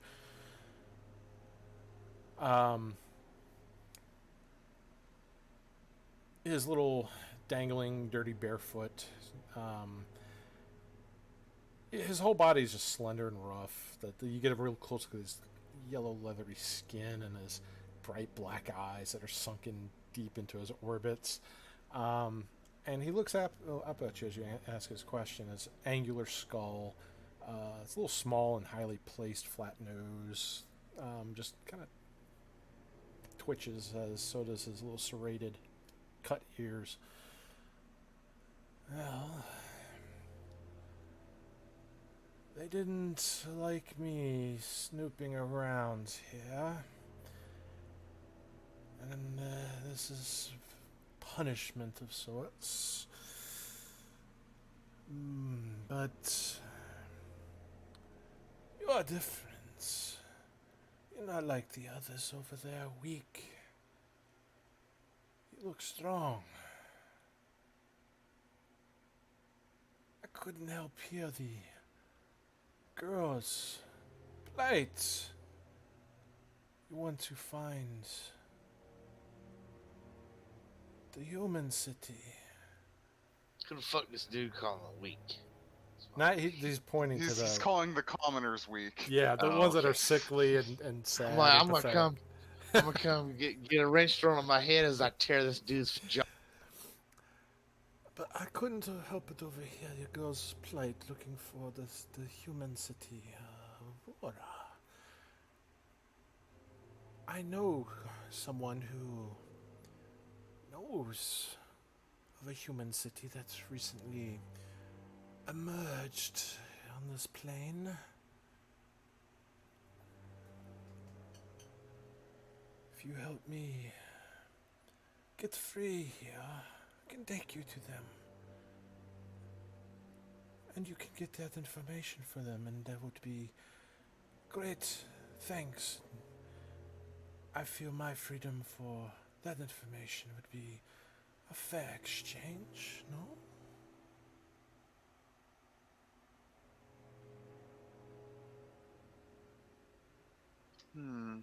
That seems reasonable.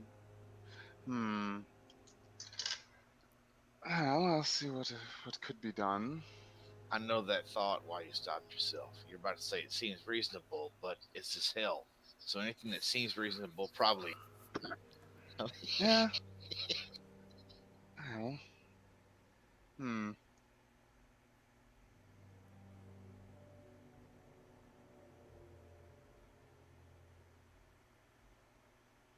What were you snooping around for? They thought I was snooping. I was just wandering around. I thought I was a guest here. But apparently I was wrong. Nah, I'm gonna insight check him.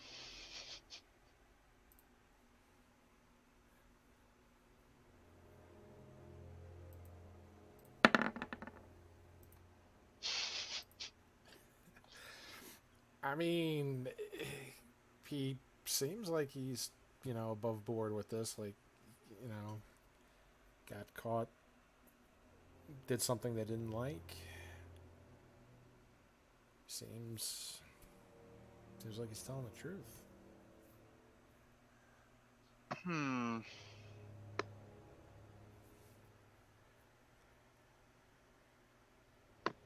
If I were to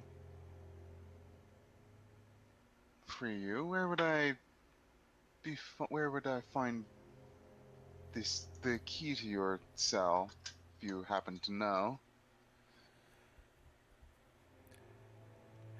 Probably on that big ugly brute Maggie has. He's one hell of a jail keeper. And he just kind of holds his jaw a little bit, which you can see is like bruised, discolored, slightly swollen.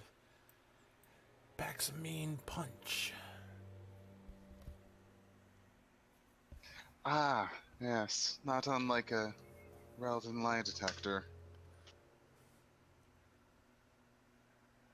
Hey, listen, you shouldn't harp on about that. At least you still have your penis.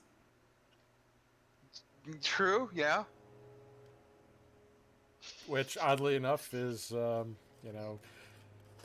very valuable to him and apparently to a couple lucky ladies. So, it's also in demand. So, Apparently?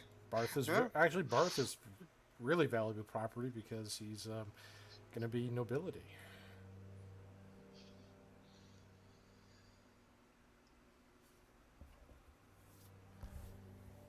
So yes, I guess you could say that he is a VIP in a sort of a way. Well, yeah, well, I'm half-dimensional royalty, dude. I'm just kidding. Just kidding. No, actually, that's true, but still, it'll never come up in the damn game.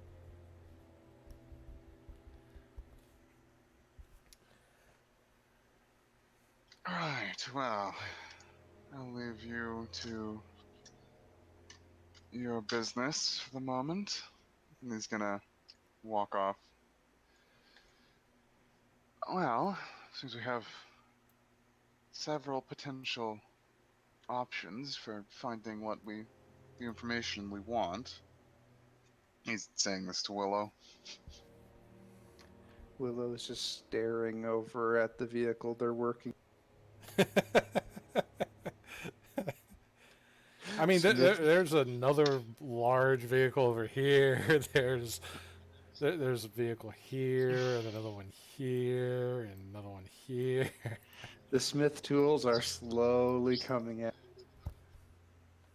Oh, Willow, if what you said was true and that really is a bone fairy, I would stay. I would keep my distance. I'm just gonna take a peek.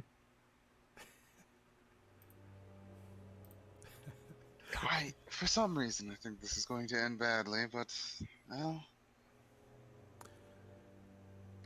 Alright. So, what are you trying to peek at? What are you trying to glean from this vehicle? She's just kind of watching what they're doing, what they're fixing. Oh, they're slowly... pulling. Yeah, they're like pulling wheels off. There's like some internal mechanisms you're not quite familiar with. Looks like a giant furnace that's cracked that they're like removing, and some broken axles and things that they're trying to do. This thing took some heavy damage, and they're trying to fix it back up. Do you all need any help? Is there anything I can help? I definitely want to play with it. And you see Calico just kind of slide out. Pretty.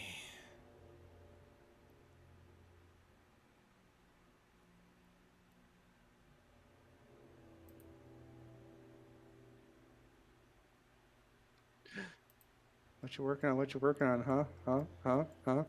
The birdmen just kind of squawk at you and just like caw, caw! And one of them just kind of shouts out, mimicking a humanoid voice. No, please, no!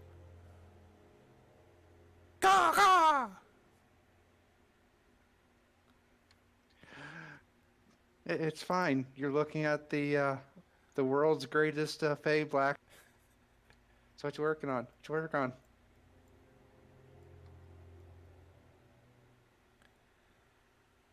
So, Galco is going to stand up and go over to you, Willow. Oh dear. Kind of looks you in the eyes and gently takes her hand and just cups your chin a little bit and just kind of turns it a bit, just getting a good view of your jawline. Turns it the other way.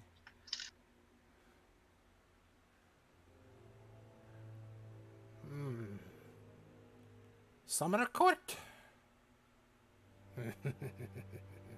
Pretty court. Worth's gonna lay his metal hand on her outstretched arms. I would prefer if you don't touch my companions. Let's not cause a scene now. She looks at your metallic arm and just kind of almost like Bart's gives nuts a just made a sour ringing face sound. looking at the metal arm, but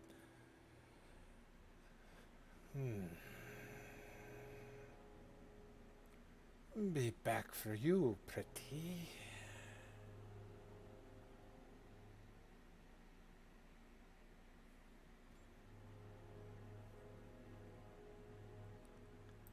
And she takes this like 2-foot like wrench and begins going underneath the hull and like grabbing this giant bolt and starts like wrenching it and turning it, basically continuing to work on the vehicle.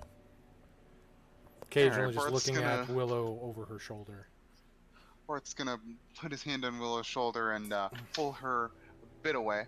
I think it would be best if we let them do their work. I don't think they need much help, Willow. Willow's gonna take like one last look over it all, just trying to bask in it and memorize as much as. I mean, you could probably watch them from afar with that. I mean, they're not stopping people from watching. It's just you're getting up in their face while they're trying to work on it.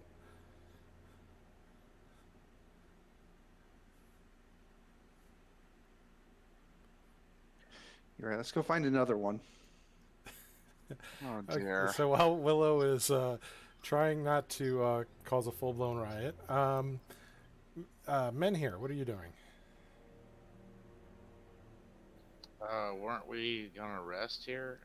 Where you know, I'm checking Gordo out, making sure he's not fucked up too much, and trying to find an out-of-the-way spot to like set up a camp for our.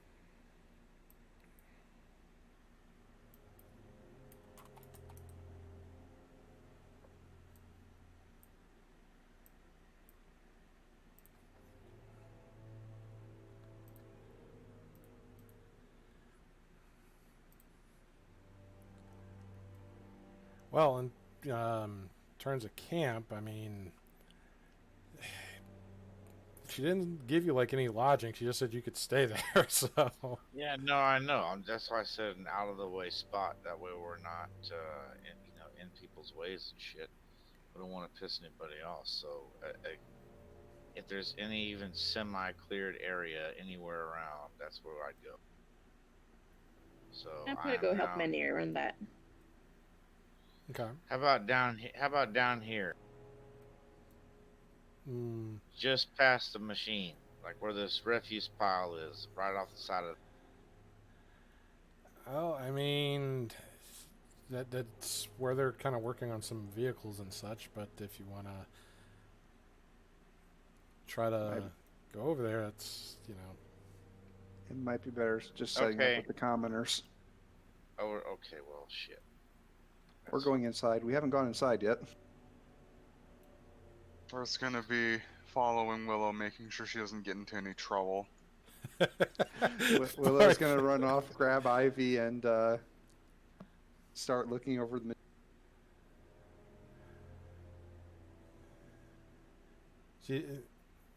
Okay, so who's going inside?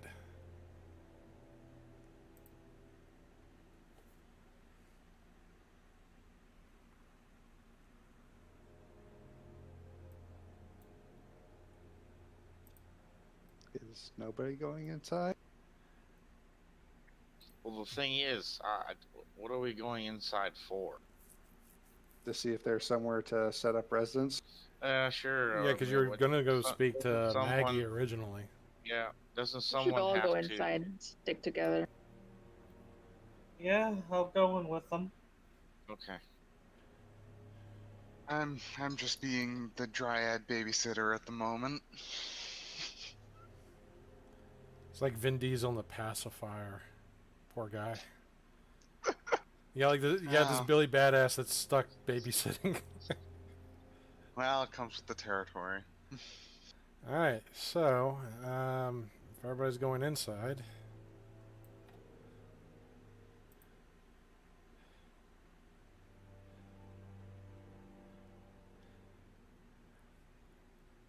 so the very first thing in the interior that you see is this huge like forge. This lavender tiefling is kind of looking over it. The forge doesn't seem to be on at the moment. He's looking over it kind of with a frustrated look as he sees you all just start wandering past him. Beyond him is kind of like a main chamber hall that has this flame pit that has greenish flames just like roaring around it.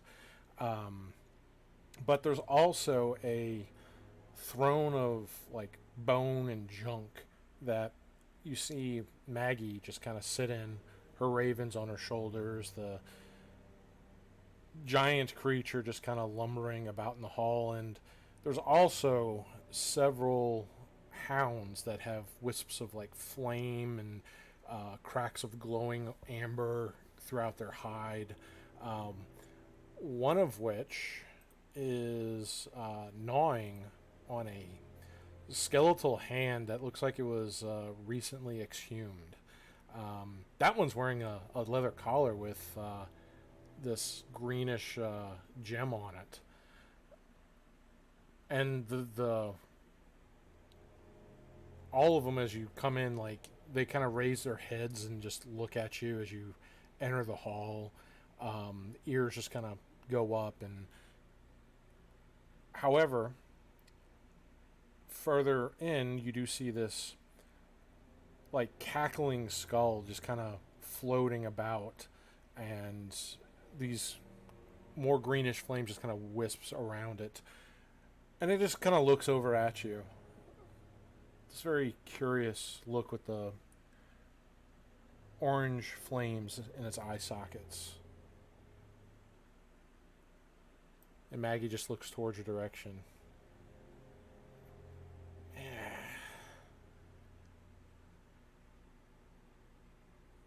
Just looking about.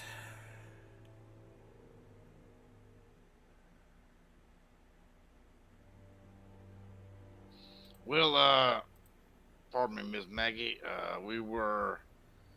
Our intentions were twofold here. First of all, there's a lady out there I was going to see about securing the release of. And secondly, is there a spot we could pick this out of the way to where we could rest up and recover from our journey? What lady? I heard Calico was pretty enamored by you.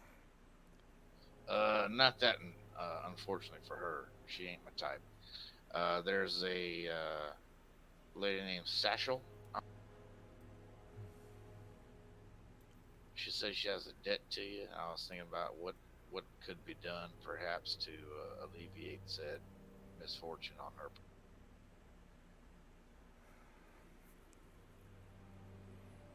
Make a persuasion check.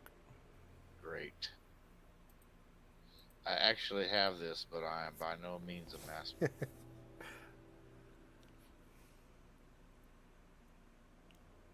I should spend advantage.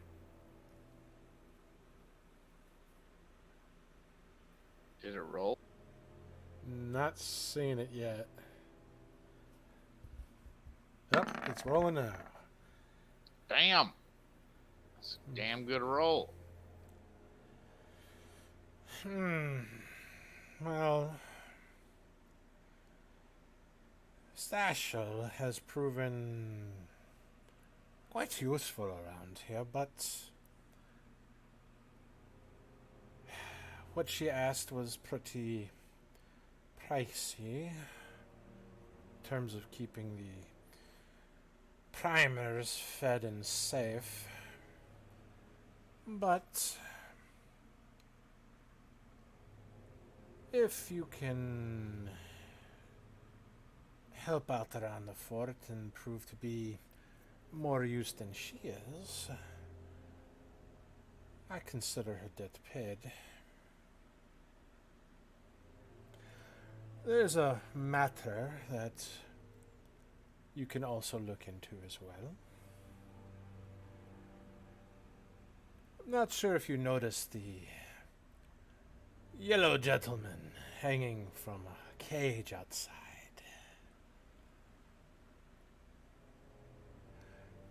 He is from a planier race called Githyanki. I'm not sure why he was snooping around in my fort, but he was caught by some of the armory and vehicle storage. He resisted and hasn't been, well, very informative and cooperative with why he has been here. But that is not the true problem of the nature. I believe he has an accomplice somewhere here that let him into the armory.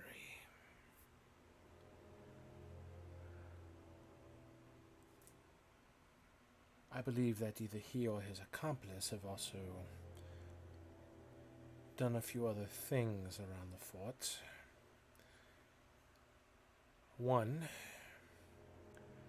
some of the food supplies, the same food that could go to those commoners, has been poisoned. If you can get to the bottom of this saboteur, find out who or whom this Githyanki is working with and for, and bring them to me. Well, the only thing I know about the Yankee is they got really awesome weapons, so you probably confiscated that.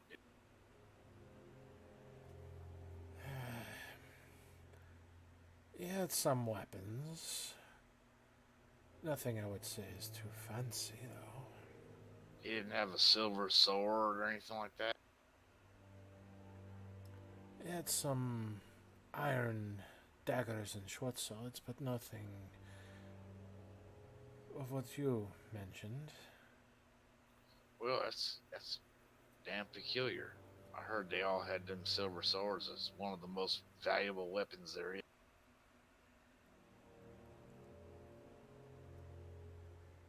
Oh well, I'll try to investigate this for you. And about the other thing, is there a spot we could get where we're not in the way? We could heal up and stuff. The commoners area would be the best. It is far enough away from the red caps where they won't bully them too much, and far enough from the madcaps where they won't eat them.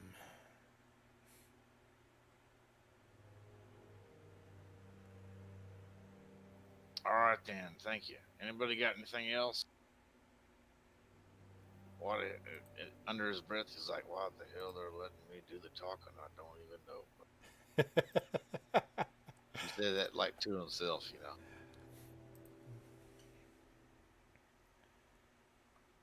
Bike. Because Barth's off being Dryad babysitter.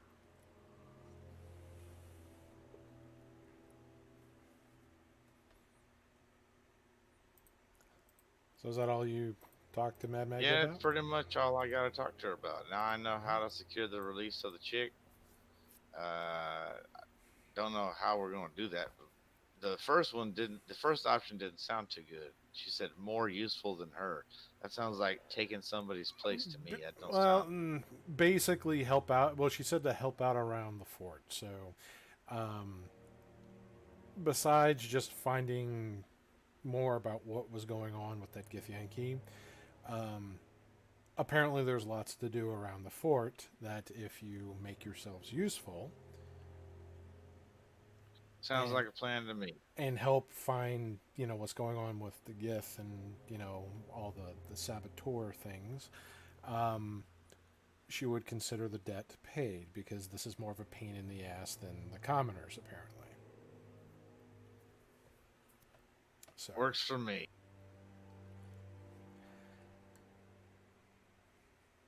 Well, y'all, there you go. Minir tells the rest of the party the information and says we should get right on that after we sleep. Wait. Maggie says I have to help. Is that what you said? Oh dear. She didn't say that directly, but it's kind of implied.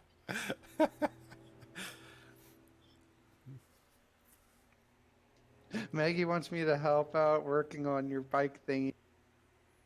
All right, let's get the tools out.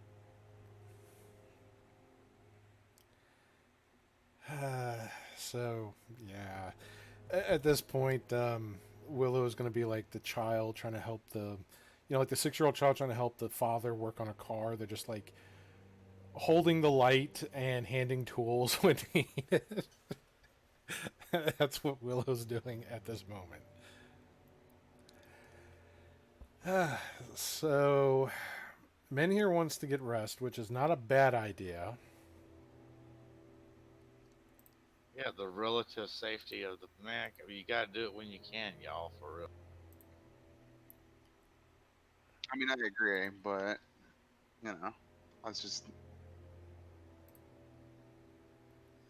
again, I'm just making sure Willow doesn't get into any trouble, because Just club her over the head, knock her out, man. That way she'll. I mean, come on.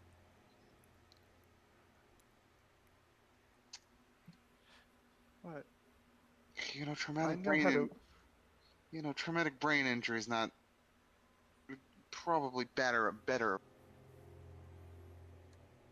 Are you avoided. saying I'm not a good mechanic? Yeah, well, that's exactly what I'm saying. You're not a good mechanic.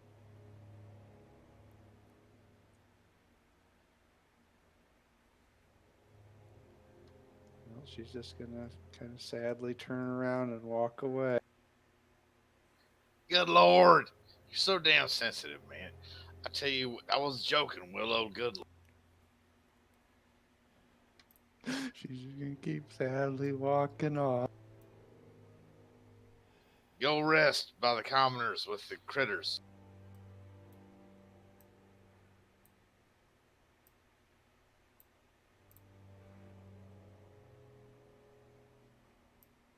Right. Well, unless there's anything else anyone wants to do, I guess we should see if we can take a long rest.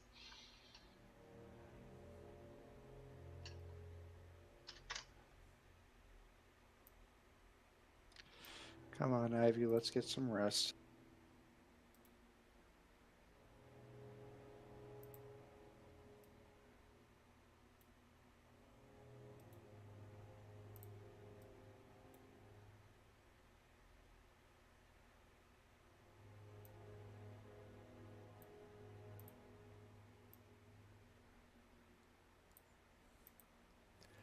All right, and Nyx is again going to try to pull out the loot. Is she trying to play another fucking depressing song? Yes, she is. We're just gonna push the loot back down. And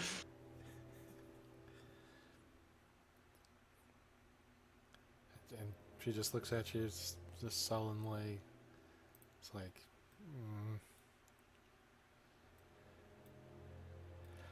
So, Um,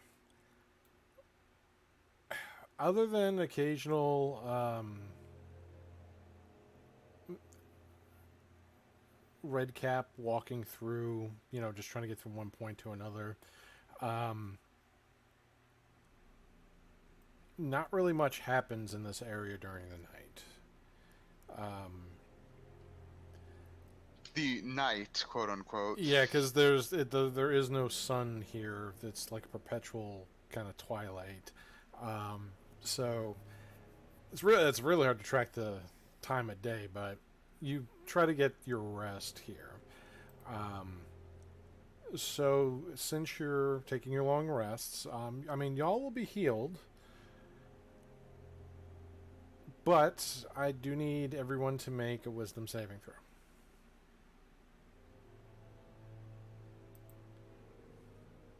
So men here, Faith, Willow, Barth, Lodia. The mounts do not need to make this. I'm thinking I'm gonna spend my advantage. Yeah, I think I'm gonna do that as well.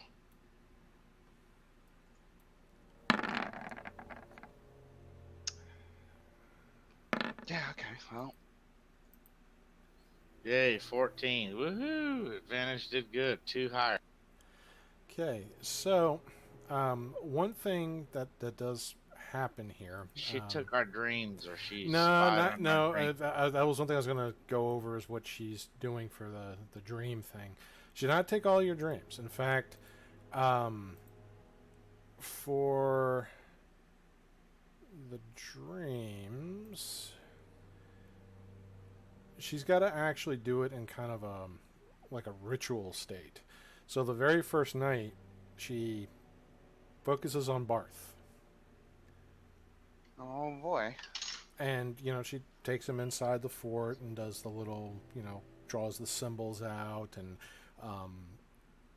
the ingredients really reek and smell that she's putting into like this little brass bowl that she's kind of pouring a mixture of around the sigil she's making, and she's real calm about it. She's like, "Don't worry, dearie. This will allow me to enter your dreams, and I can ask the questions and have them revealed. You'll be able to see everything that I see." And as long as you let her do the ritual, you do actually fall asleep for the first time in a long time. You do kind of hear her disembodied voice in your head as she does so, asking some of the questions. And when she does, like some of the questions of, show me your first interaction with the Fae, and, seeing the wonderful experience of how you lost your arm and, things like that. She's asking a lot of questions like why you are interacting with the Fae so much. And she does glean information regarding some of your relationships, like with Senosha.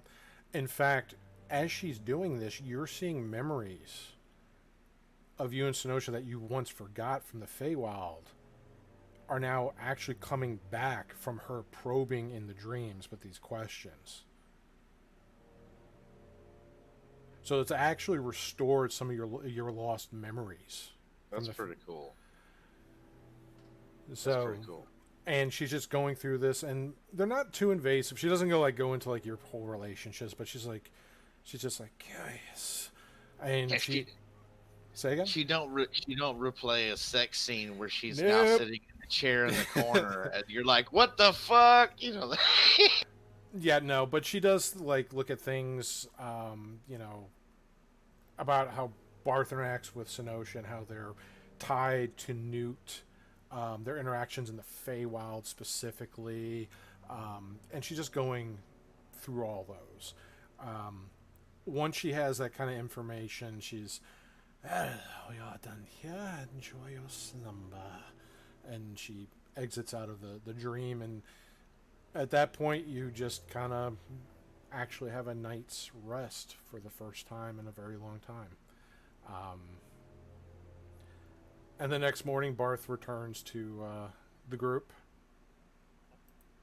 The sigils that were drawn around you have been sloppily cleaned up as if something very clumsy or lazy were trying to clean it up.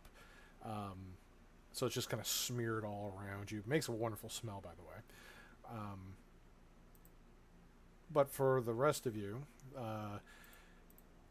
the wisdom saving throws that you were making there, what's interesting about this is the Nine Hells.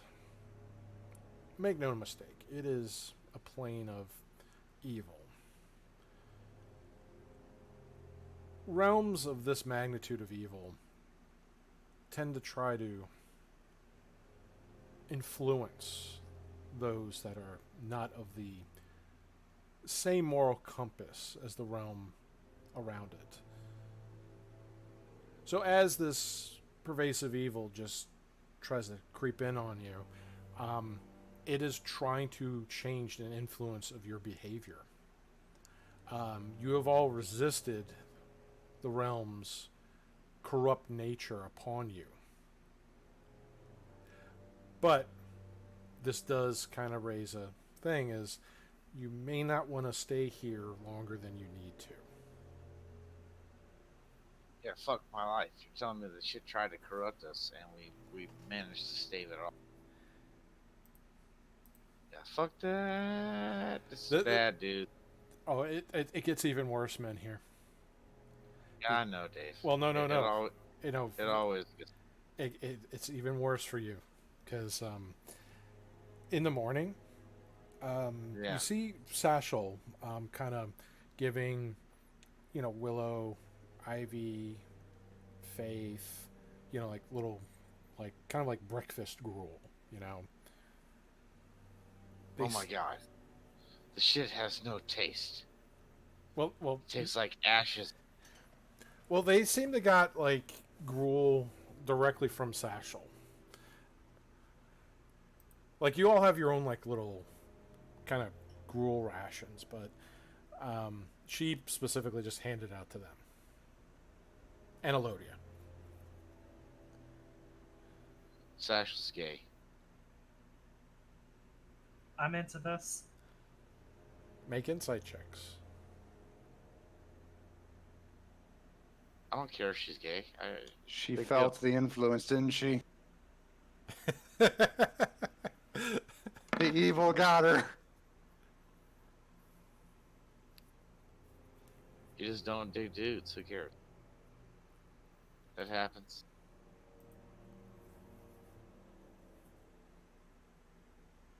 Faith, Miner's not so naive and shallow to think that he's like everyone's type, and it's the end of the world if he's not that bad. So yeah, Faith, you're on my doorbell. All right. You realize you kind of catch that she is kind of looking at you for a little differently from everybody else. Almost shying away glances every now and then when eye contact is met. Is it really bad that the barbarian in her wants to pull down their the middle part of their outfit just a little bit more? But the nun part of her is like, no. Internal conflicts. Gotta love it. Well, the correct answer is I got breakfast. I'm back. So she is. And I need to re-prepare some Why are you spells. laughing? So she's gay? I have breakfast. So I don't have breakfast is what this really means. I mean, everybody has their little kind of meal ration that was given to them, just like the other, demi-humans and humans that are basically refugees here. It was just those four were specifically given food from Satchel. That's just odd. All the females. Yeah, I know, right? She don't like dudes, which is fucking stupid because I'm at least a compatriot. I profess to know her sisters and have the same faith as her. You'd think that at least in a comradely fashion she'd give me the food. I'm not saying I need the booty. That's not the case. Now, see, you all know what needs to happen. She needs, or when she realizes that you've boned them, Oh the two no, of you no, need we to all walk up got, to we each all other got, and just give that knowing nod and fist bump. Yeah, we exactly. all got food. They just got a bit more. Exactly. That's hilarious. That's hilarious, but true. Like, oh, so you know the pleasures of the sisterhood as well? Fist bump. Yeah, that's some funny shit. But breakfast has like no flavor. It's almost like Oh eating yeah, ashes. that's bad enough as it is. Even your Dave. water, like your good berries, the magical foods have no flavor to them. Water seems to almost taste sour, like it's just fetid. There is no pleasure in anything that you in that partake case, here. There is no comfort in anything that you partake here. in that case, the good berries would be the most efficient way to stay fed because you only have to suffer for one bite instead of a whole fucking meal.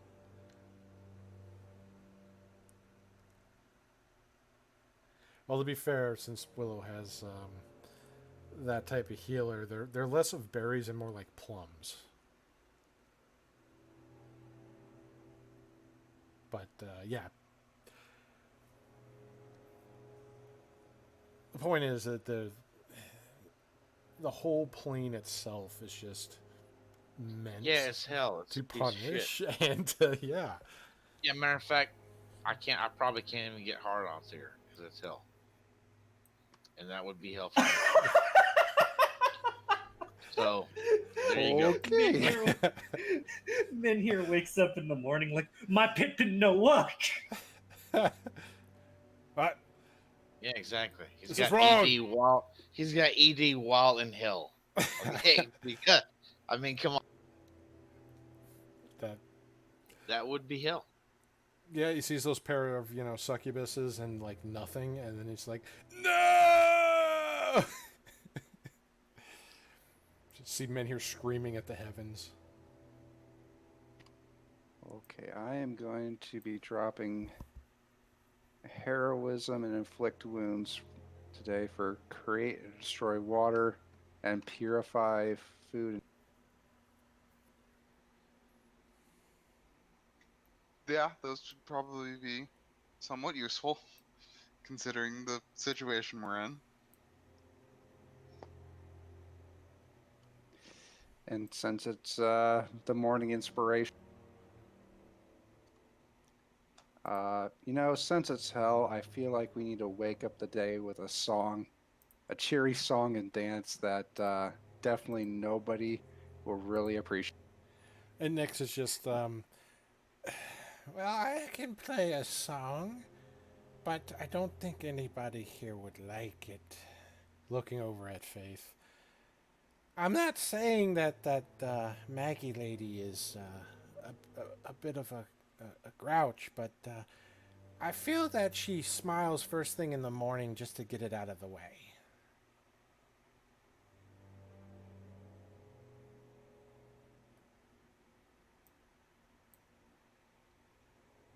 Are you going to let Granny Nix play a song?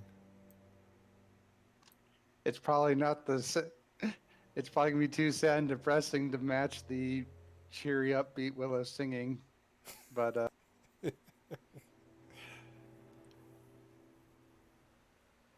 You know what? She's related to the Fae. Granny Nix is your problem now, Bart.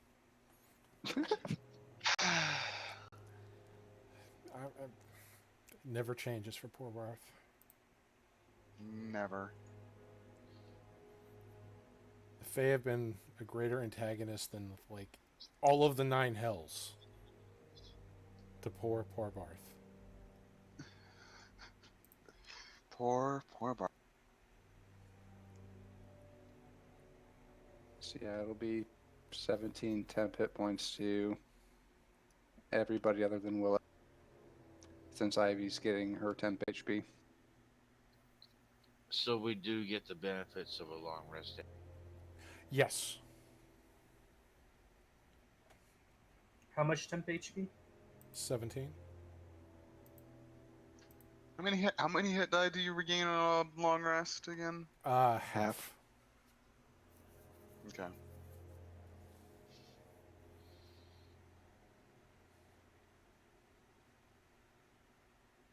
All right. Well. So, what's the plan for today?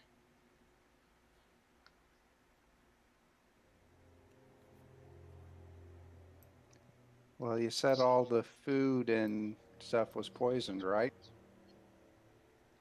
Yeah. And they wanted you to look into that. Well, if you She guys can also help out with it and unpoison it. That's why she changed it to purifier. Yeah. if you guys want to go find the root cause of it, I can start cleaning it up.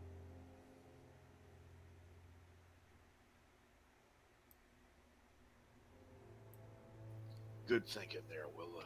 Said that they suspected the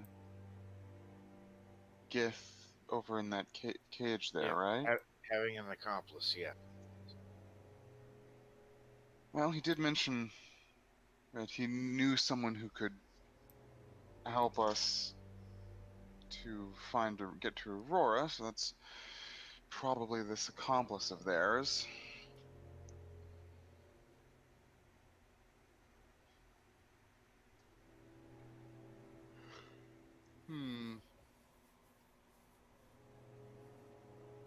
I like the Gith even less than the Fae, Barth, just to let you know.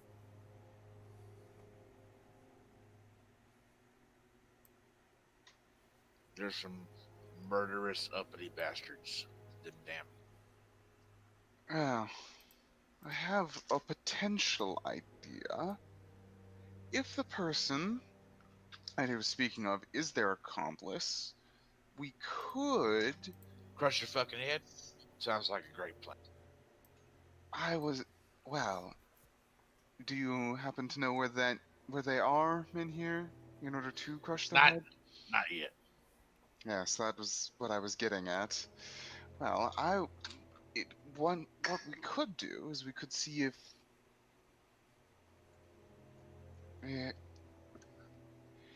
if we were to free him, he would lead us to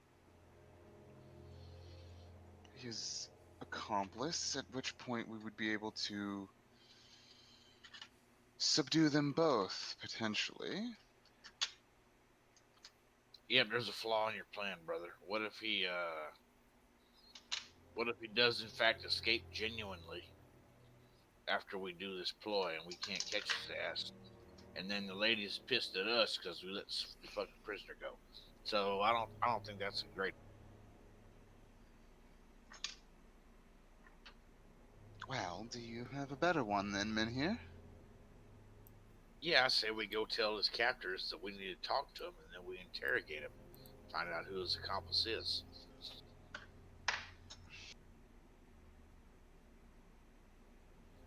I don't mind beating the shit out of a Gith.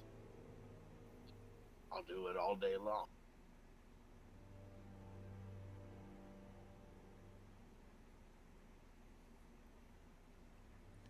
I can just make him tell the truth. But that works too.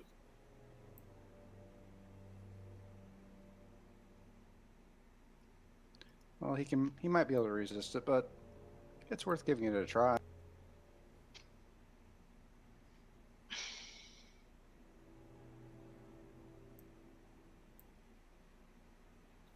See, that's why we're a team. We're a team to see the loopholes in each other's stuff. You're always seeing the loopholes in Willa's plans, Barth. I mean, he's had plenty of practice. His plan is excellent, except for if on the bad and with our luck. See, bro, your plan was good, but as shitty as our luck is, the son bitch will actually get away, and then we'll be in trouble with the fucking lady because he is. That's all I was saying. Right. Well, if you went to interrogate him. I guess that could work.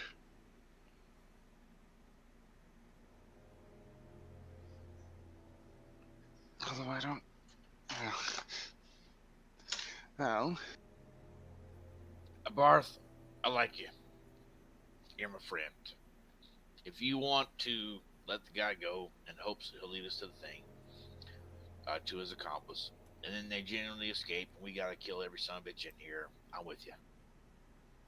Just know that that may occur.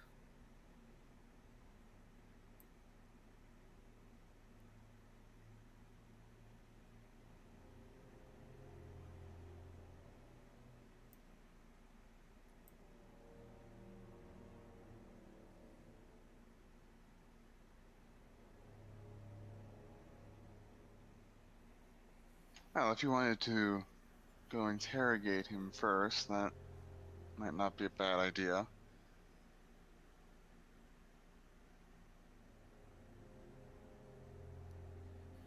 All right then, come on, Willa. You modified my plan that doesn't require violence. Contrary to popular opinion, even though I'm good at violence and I do like it, it's not always the first choice.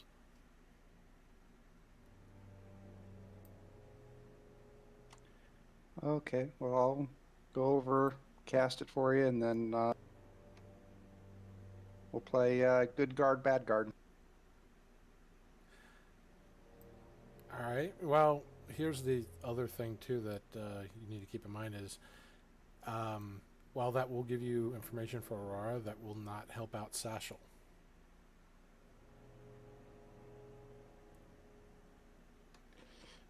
His contact for Aurora is a totally different person than his contact in here.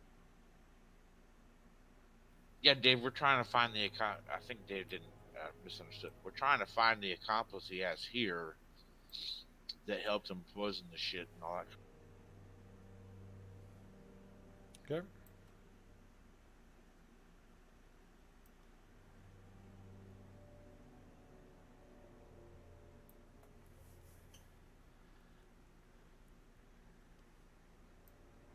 I mean, I was assuming they were one and the same because that seemed like the most likely. But you know, there's always the possibility that he does have multiple contacts. So fair enough.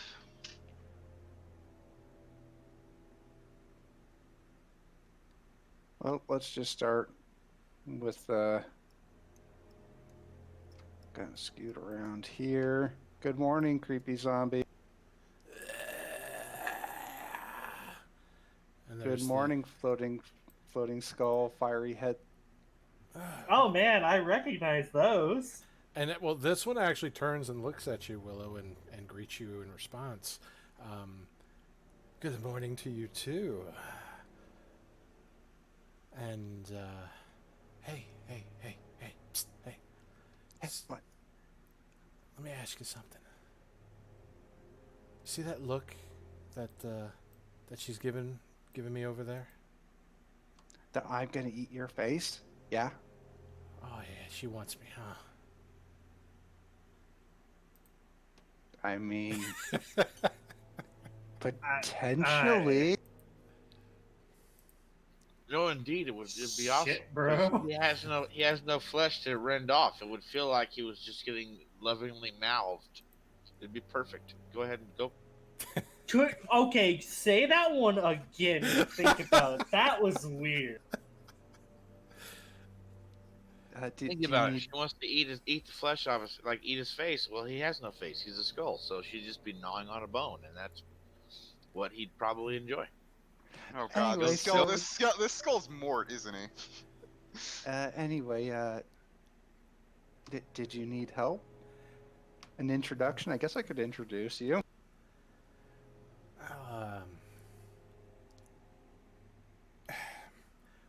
Funny you should ask that. My name is Barnabas, and well, you're the new arrivals that everybody was talking about, and I wanted to get a better look at y'all, because kind of looks around, like spins around on like an invisible axis. There's a little bit of a thing that kind of concerns y'all. There's a rumor going around that has been spreading with, well, one of the little madcaps over there. Somebody's been saying some things about them and about you. Apparently, something to get them riled up. And well, I hear that one over there, and he kind of gestures towards Ivy's direction. Yeah, I think they're planning on killing her. I tell you this because this could cause a bit of a little bit of a problem here, but if you can take care of this before they take care of her, it would cause less of a problem for Mad Maggie. She just playfully pulls out the scimitar. Oh, I mean, if they really wanted to make that bad decision in their life, it'd be the last one they made. Look, if you want to, go deal with that, you just go over to their camp over there and persuade them as, look like the adventurer types. You don't get too many of them in Avernus, but, do whatever means of persuasion you have, but you don't want them making the first move on this. Well, thank you very much. Why are you telling me this? What's in it for you? Well, again, this would cause a problem for Maggie, and that in turn would cause a problem for me. And as He's much a as I pacifist. love, my life here at the fort, I could do without these kind of problems from such, irrational, creatures plotting revenge and murder. So, yeah. Alright, I will go have a nice, pleasant talk with them and see if we can see. Okay.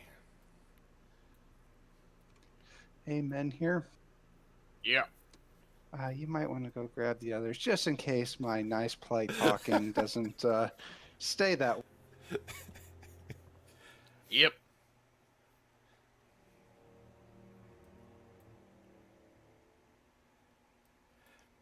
And you see Satchel checking on all the Hey, The y'all, let's survivors. go. Might have to crush some heads. Get up, let's go. Might have to crush some heads. You go crush some heads, Daddy. I'm going to go see about Plan Nix. We need another backup plan. Alright, you go Uh, do that, person who I don't know. Don't worry, I won't play any songs. Alright, you go do that, person who I don't know, and he's just gonna walk off. It's Granny. It's Granny there? Yeah, no, he knows. He knows. He's just disassociating himself in case something goes horribly wrong. You know what? I'm gonna follow you up on that, Barth. Alright, let's go.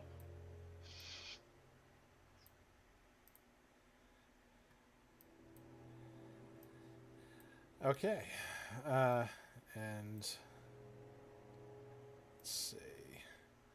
All right. Yeah, Barth is playing the plausible deniability. So these are the mad caps over here. I mean, they look like such stable individuals. Yeah, you know. They look like more deranged, bloodthirsty goblins that soak their caps in the blood of their enemies. Okay, Ivy, I want you to stay close to Elodia while Big Sis goes and talks with the mean people. Mean people. Yeah, you see the little ones over there? Ooh, let me see.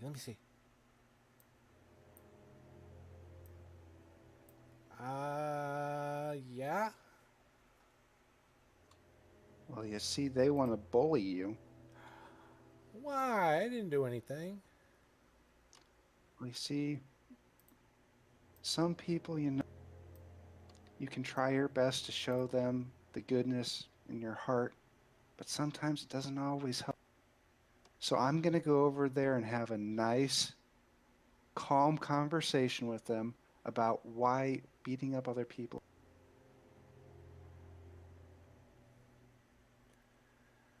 Okay. I'll stay But over if they, here. okay, I'll just. I wonder why did they just be like that? That's not nice. It isn't. But hopefully I can show them what niceness means. Okay. And she gives you a hug, and then goes over here.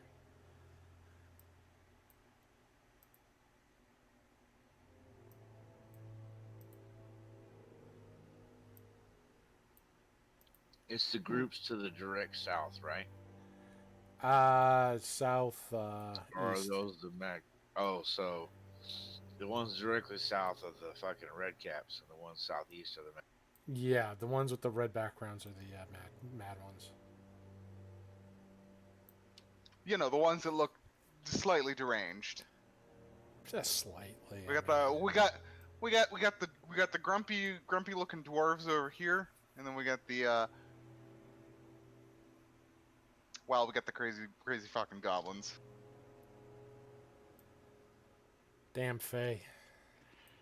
Right, so I'm also keeping an eye on good old, what was it, Barnaby? Barnabas. Yeah, Barnabas. Keeping an eye on Oh, him, no. where he's going. Oh, he's right up here. And Elodia can sit all the way in the back and hit everything in this camp. Well, she would need to move down here if she was going to do that. Because there is a rock mountain kind of blocking her line of sight. Do you think a mountain could stop the great archer Elodia? She will fire that shot and hook it around the mountain. Patriot using arrow. gravitational pull. True, but I mean, you know, this is another plane, another world, so things may work a little differently here. All right, so Willow's slowly approaching the dwarves. Keep working on their vehicles.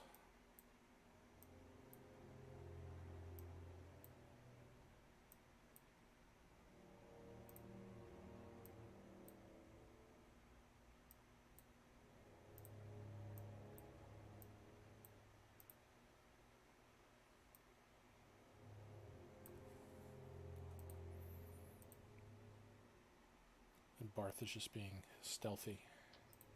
Ow.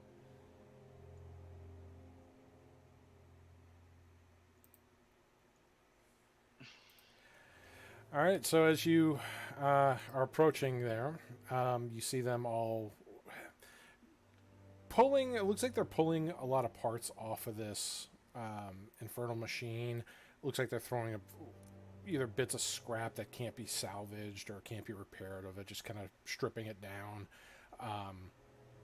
And you know, they're looking at other bits of materials here, and as you're approaching the little dwarves or gnomish red caps, just kind of look over at you and just kind of scoff a little bit as you go over towards the mad caps, who are busy tinkering and hitting things very violently with large hammers and wrenches, trying to rip pieces of the machine apart.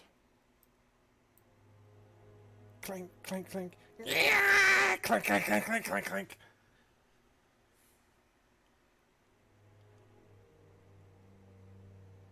Alright, so as she approaches, Willow is going to be casting a spell. Interesting. What spell are you casting?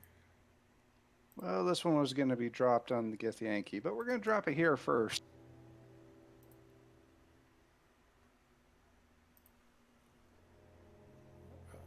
I believe in you, roll 20. You can pop up at some point. There we go. It's like, go on, go on. Wait, why is it DC 12? It is not DC. It is DC 17. Yes, that's a very low DC for somebody who I know who has a pretty damn high charisma. Okay.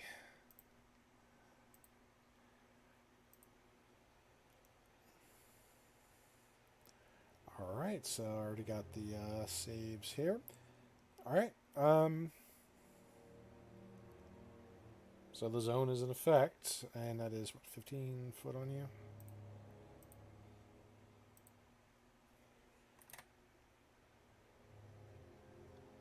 From a point of my choosing. Ah, okay. Well then, let me.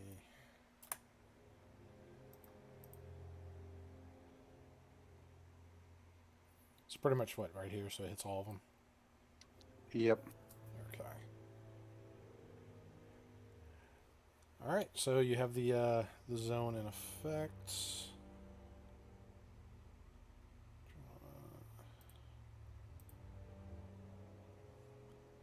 Trying to just draw a shape here.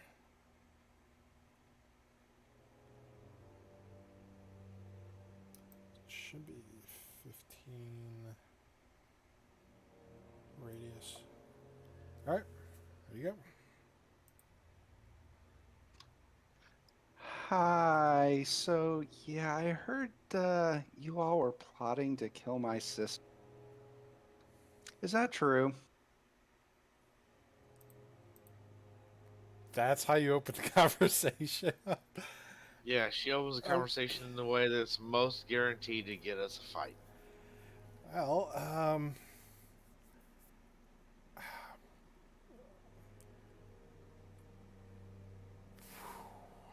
yeah, I don't think Maggie's gonna be happy when we kill her for madcaps, dude. well, one of them turns and looks at you after you ask. This one in particular turns and looks at you as you ask that question, and immediately hurls its wrench at you, Willow. Okay. And I don't think it's going to have a snowball's chance in hell of hitting you. Well, wow. Not enough to hit you, but damn, that was a good roll. So yeah, this wrench goes flying like right at Willow's head. She just kind of ducks at the last minute. Faith, you see the wrench go and just kind of land, like hits the pile over here. It actually hits loud, like it had some force behind it. And the thing just starts like screaming, and others start just yelling. What I see is we have a failure to communicate. Well, I'm gonna need the communication to go into initiative. Oh dear, here we go.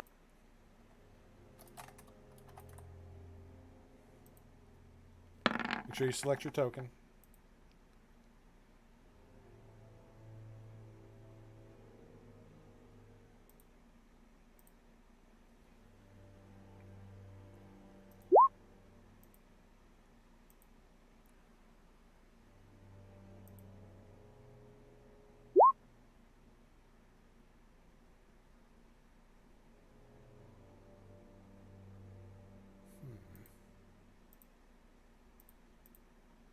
Damn it, that'd have been cooler if we'd have rolled initiative before he threw the wrench, and then there with a 22 catches the wrench out of the air. Fuck yes! What the hell? That would look cool. Mind's Eye Theater, dudes. I'm always seeing cool shit. That's what I needed. Okay.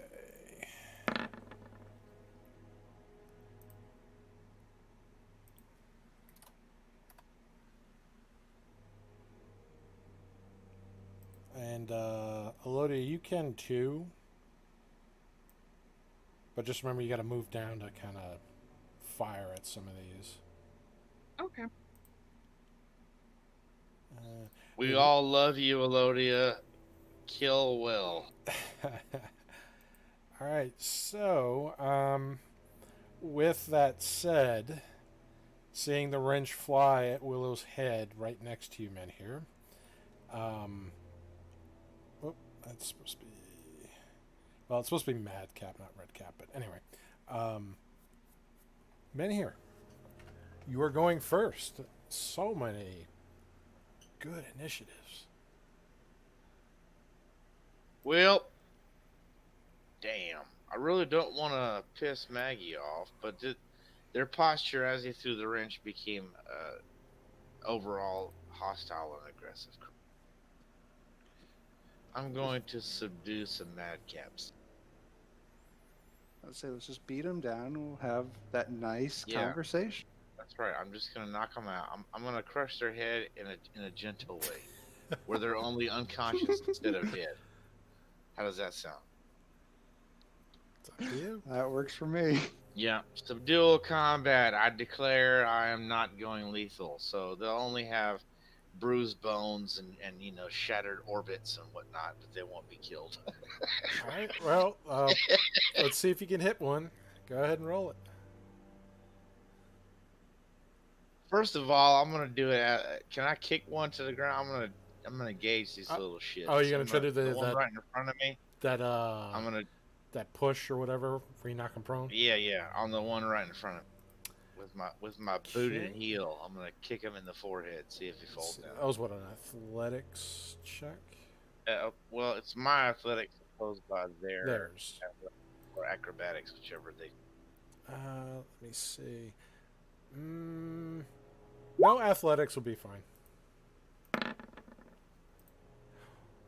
Wow, that's a 25.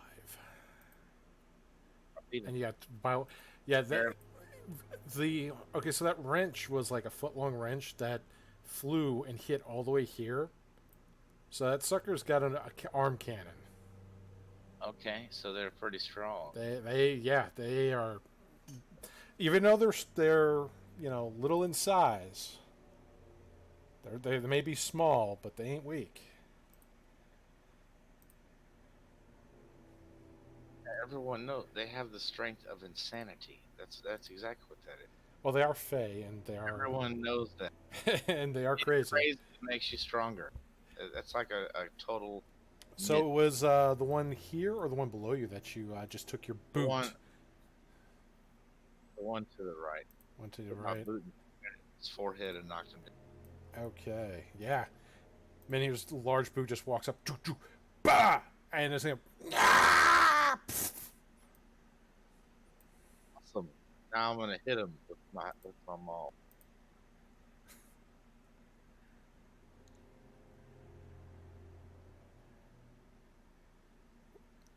So let's see. All right, how are you hitting him with your maul? Are you using your crap? What was it for the action surge? No, remember we've been over. When you use your attack as an attack action, you get the extra attacks. Yeah, but remember that we were over this the first time I used this in combat, Dave. Those maneuvers count as an attack of your multiple actions. You read it straight up. It's been like a year and a half, so I'd have to look over it again. But if that is an attack, then fine. But I'll double check on that. It says you have to give up one of your multiple attacks. Yeah, no, that's fine. I'm letting you go through with it. I just want to double check because again, it has been a very long time. It was a whole another campaign ago. Like I said, it's been about 2 years. 21. 21 is going to hit. Cool. Takes 25 points. And let me just check this here. All right. So yeah, you smash it with the maul, and even its little frail body seems not really resistant, but stronger, hardier than you would expect. So it doesn't go out, right? Does not go out with that. It's still fighting. Cool. It's mad, and its friends are even more mad. Here's the next one.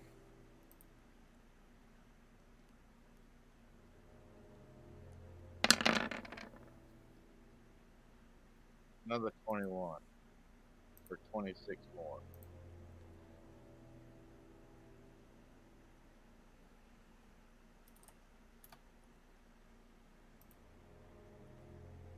All right, that does knock it out there. Awesome.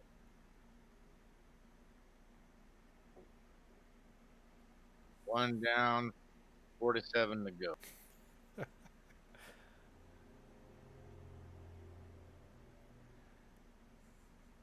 And that's my turn. Okay, so you see Menhir just kick this thing, starts beating it repeatedly with his maul, just like hammering a spike into the ground. And eventually, after the second one, it does stop moving. Barth. All right. Well, we're The man gonna they go up. call Barth. Yeah, I'm gonna go here. He's gonna draw his sword. He's gonna, well, probably futilely at this point. He's gonna call out to them, say, "I'll give you one last chance to surrender and talk this out peacefully. I'd rather not make a scene." And he's gonna, with his action, he's gonna hold an action to fire Eldritch Blast at this one, and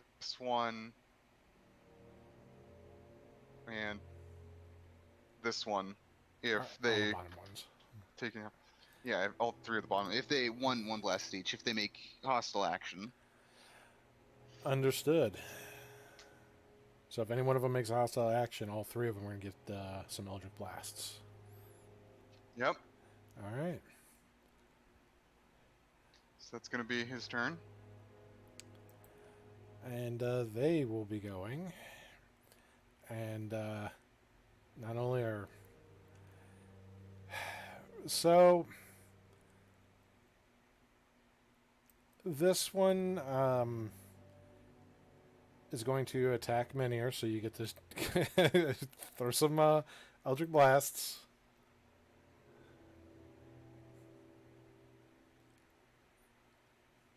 This one's got Sorry, a wicked blade that it's swinging at Menhir. All right. Well, that's a hostile action. Yep, and that's what I said. Your action triggers. 1, 2, 3. Those didn't roll attack rolls again. No, Thanks. that doesn't roll the damage. 1, Bart's so cool, he doesn't have attack. 3. He just rolls damage. I wish.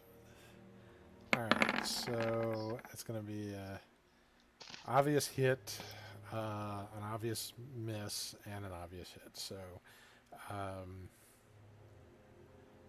going to take the first set of damage there since you rolled that first. So it's going to be 7 and 10. And I'm just doing them in order here, so 7 on the first, 10 on the far back. Yep, that's reasonable. Trying to be fair. Of course, the one that's attacking Menhir dodges it because, like, it kind of glancing blows off of, like, Menhir's shoulder. Little bastard's so small, you know. No, if he hit me in the cod piece, he doesn't realize that's the most effective part of my entire. Alright, so let me see if this will actually work here this time. So, first attack on Menhir with this one. It kind of processed. That is going to be a miss. And the second one is going to be a miss. And I believe a 9. No, that's just going to miss too. So all 3 of them from this one just missed you. However, this one shouts out, and he administers something to the one that's down here, who you see regaining consciousness. And is going to stand up and is going to attack you. His actions are done here. Miss, miss. Wow, now they're rolling really low. Okay. This one's going to go to Barth, and in fact, this one will go up to Barth as well. So it's going to be 6 attacks on Barth, 3 from each. Remember, they have disadvantage because my Cloak of Displacement. Ah, thank you for reminding me. So first one, and it's... Okay, so that one was just barely going to hit with the disadvantage. That one's going to miss. That one's going to miss. Miss. That one's going to hit. And that one's going to miss. So only 2 hits. All right. Not too bad considering 6 attacks coming at you. Not too bad for the damage wise. 19 points of damage total. So the first one was 10 points. The second one was 9. And it's slashing damage. As this these sickles just start swinging at you. You're moving, you're twisting, but 2 of them, the pointed tips on them just kind of catch you in your sides there and actually tear into you a little bit. Oh, I see that. Well, I kind of expected diplomacy not to really work, but it was worth a try.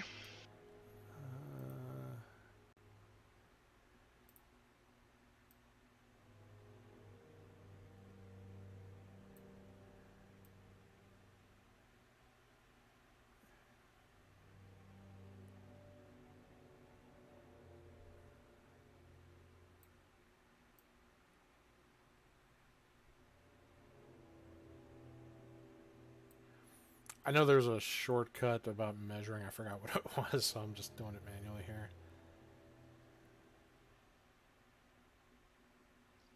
If you hold Q after you pick up the token, that's what it is. And then if you hit X, press X, it'll show how the last movement. Ah, okay. Up, down. Can't up, you down, break it up? Was it space or?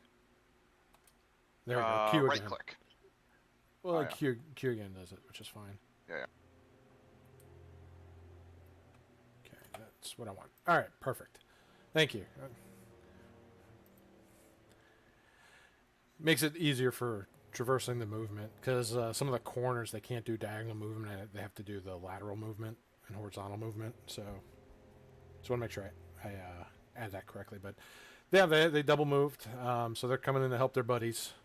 And this one is also that. Okay, that will end their turn. Faith. Somehow I think this is the opposite of helping out around here. And the red caps are actually just over here, just kind of watching what's going on. Look, if they want to upset Maggie by attacking us before we finished our deal, that's Kind of get the feeling she doesn't really care. I doubt she would really give a shit about too much of a shit about these guys, but Well, I'm going to use my bonus action to start raging. And it's time to smash their faces in non-lethally.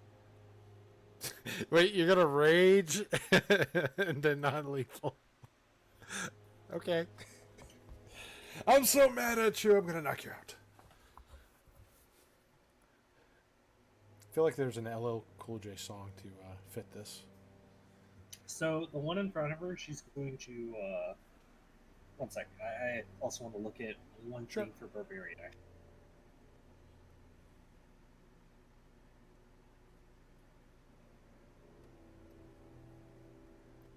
Y'all about to see Faith open a can of whoop ass. Yeah, I think I'm going to reckless attack this turn.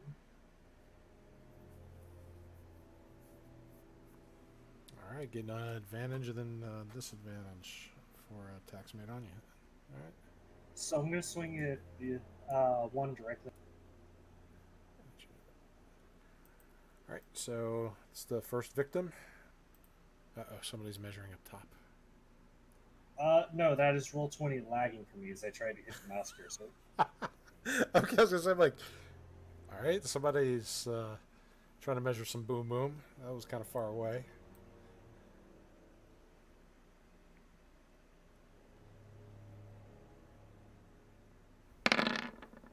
Oh yeah, that hits. I forgot to roll with advantage. Go ahead, yeah, roll again because you might get that crit. We'll just use the 14-3 for the damage. Alright, so 28, and then I'm going to roll my radiant. Okay. Kind of hitting him with the flat of your glaive. Whap!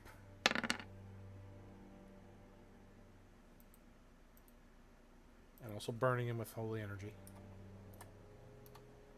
Still standing though. Very angry. Even more. Just. And then I'll swing at him again with non-lethal. Hopefully this doesn't...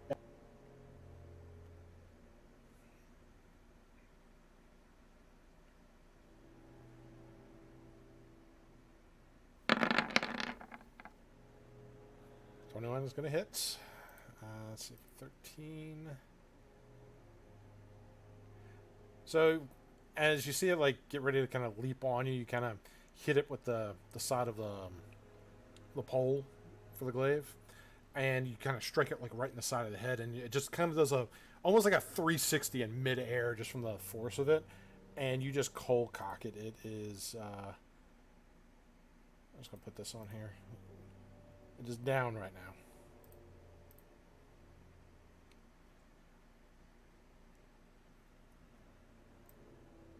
Alright. Alright, and what else do you do?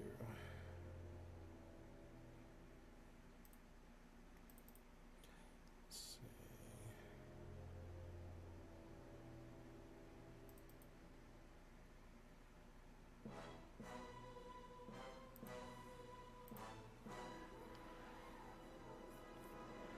Alright, that is my turn.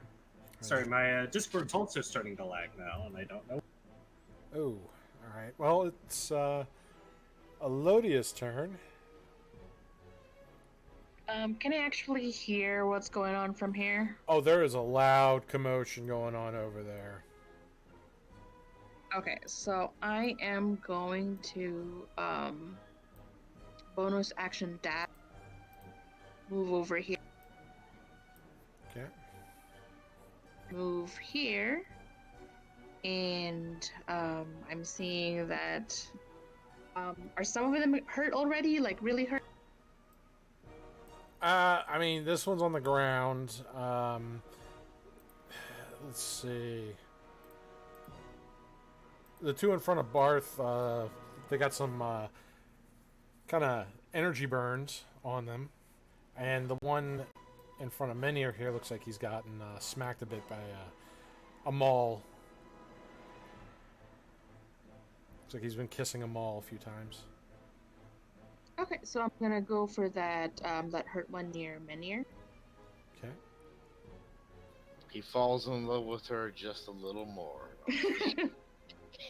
Hunter's Market, and I'm gonna shoot it.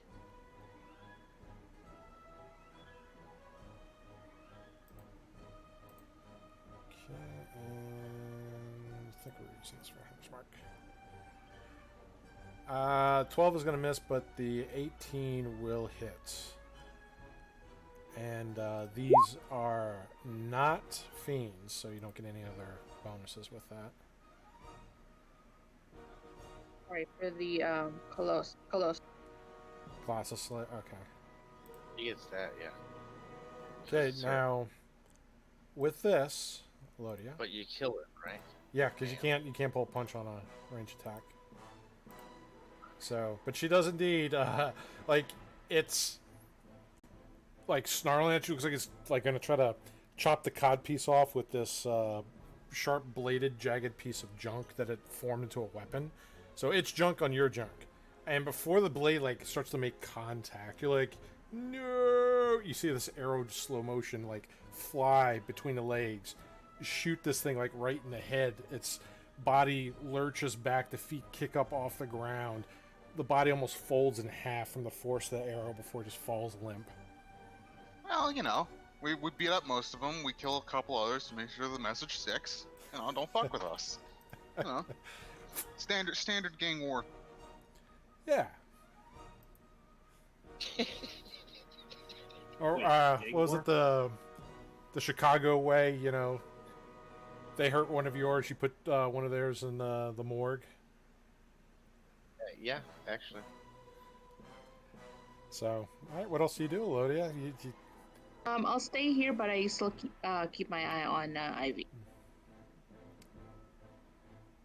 all right. With that, Willow is going. Ivy's just kind of looking like, oh, what's going on over there? Just trying to kind of like peek. And of course, the little zombie thing is. Right, so let that be a lesson. You upset me, you upset Maggie and our deal. Bad things happen, okay? Now get back to your work.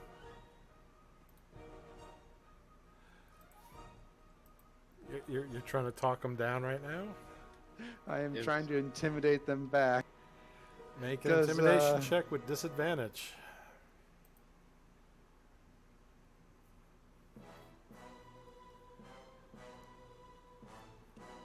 Alright. Nobody's hearing me over the noise.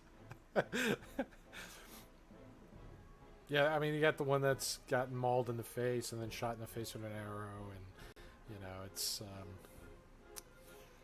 another one gotten beaten with a glaive. So, yeah, they're looks like they're excited about being able to hurt some primers. So, Okay, we clearly have not had a proper communication yet. Let me resolve that. Gonna spend 2 spell points to quicken a spell. And as a bonus action, we are dropping Entangle ooh. on.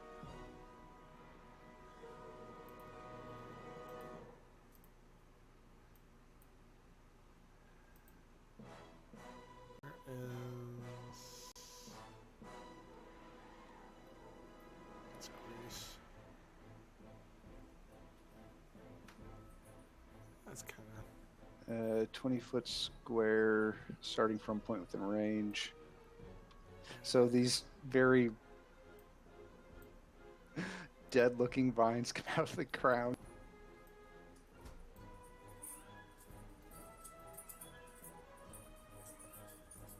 alright. So go back. So we got a little vine effect there. Alright, and what's the Str- save they need on that? Strength saves. So glad you said that. Yeah, I was gonna hold person, but then I remembered they're not people. Let's see. Yeah, they're definitely not people. So that is a 18. That is a 12. That is a 15. And that is a 24. The other one is already down, so it already auto fails. So, what's the DC? 17? Yep, 2 passes, 2 fails. Okay, so I'm just going to do it in the order from left to right on there. So, this one will be... where are you? I'll just put the stop sign on them. So, there you go. It is difficult terrain, but doesn't really matter since they're already on top of us. And that will be my turn. Okay. With that, we go back top of the order. Men here, the man with the maul.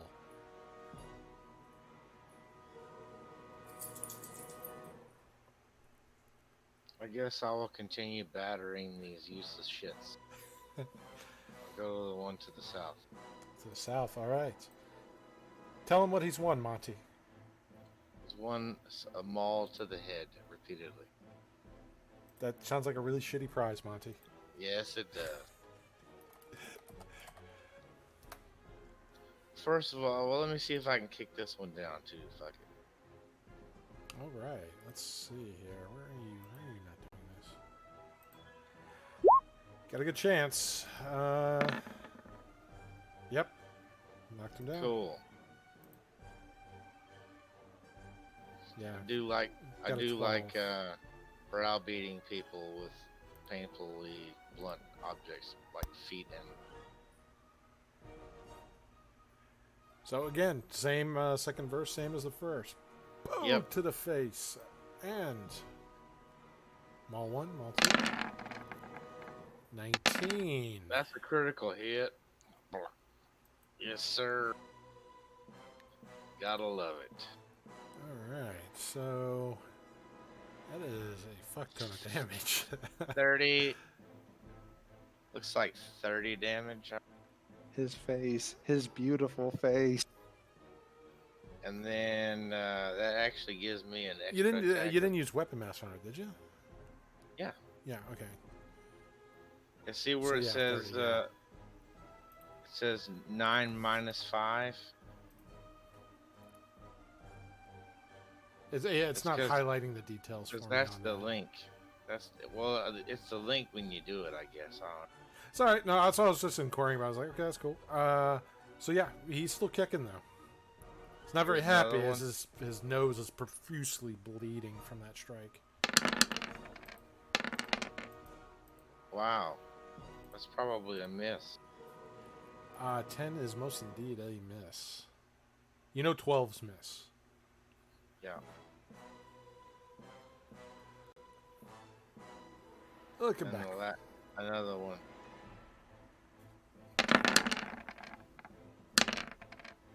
Yep, because you got Why your it didn't do that. I was still doing Great Weapon Master. I don't know why I didn't factor that in, but it would have been 20 and then 24 damage. Okay, so that one will knock this one out as well. Awesome. So I got one opponent left. Yeah, this one right here. Well, technically you have 3 because they're all equidistant. Okay, well, 2 of them are on Barth, right? Yeah, fuck it. I'll turn my back to one of them. I'll help. Top one on Barth. Action Surge, mofo. Here we go. All the dice. All them dice. I'm doing regular attacks this right. Okay, so no Weapon Master? Oh, what the fuck? That's awesome though. I'm doing I don't know why I did it, but take the 10 off. It's Yeah. been- still a So crit though, 19. and it's 9. Yep. Alright, so that's Another crit damn. for good God Almighty. Woo! I'm critting like all the Hang time. on, that second one knocks it down. Sweet, and then okay, I'll take another step forward, and that one will get the third one. Do you say anything as you're making these crits after crits? You make him like tell him the No. rule of the day or something? No, you know he don't talk much when he's fighting. I mean, he could. He could trash talk. The men here, Twister. Ed's getting crushed. Well, that's a Well, miss. not on that one. Well, that's my turn. All Too right. bad. Great Weapon Master only gives one extra one. No matter it don't give you more than just Yeah, but still, that was impressive. You just the Menhir tornado, just Yeah, it's wrecking everything. Hit, hell yeah. hit. Probably it doesn't sound that impressive though. All it sounds like is boom, boom. Well, yeah, what I picture is like you smack the other one on the side of the head, it flips on the side, right? You turn around and take that step forward, and as the other one's fighting Barth, you just kind of bop it on top of the head with the maul as hard as you can, and it just passes out. It just knocks it out. So, speaking of Barth, Yes. So, what we're going to do is going to use a bonus action to cast Shadow Blade. So he waves his metal arm, and a small black plane appears, and he reaches his right hand in and pulls out the Shadow Blade from that. Then what we're gonna do is we're gonna swing at the one that's still standing, and this is non-lethal as well, obviously. the blade of pure darkness is going to Yeah, be Blade of non-lethal. Pure Darkness is non-lethal. That's It exactly does. what I was. It does psychic damage. It That's literally true. just knocks them unconscious. You melted their brains. And I'm going to... Still kicking, though. I'm gonna use a maneuver trip attack, so it's got to make a strength saving throw, or else he gets knocked prone. Okay, let's see here. Yeah, it's going to fail. All right, and he takes. An extra die 10, right? Yep. Extra 4 damage. Oh, it's die 8. Because I'm only a 7th level fighter. Oh, Because I have that's 5 true. levels of warlock. That's true. So. And he's 20 takes an extra levels 4 damage. of Newt. That you know. Yeah, we don't really like to talk about that. So. It's like negative level. It's like negative energy from 2nd edition. Yeah. Then he's gonna attack again on the downed guy.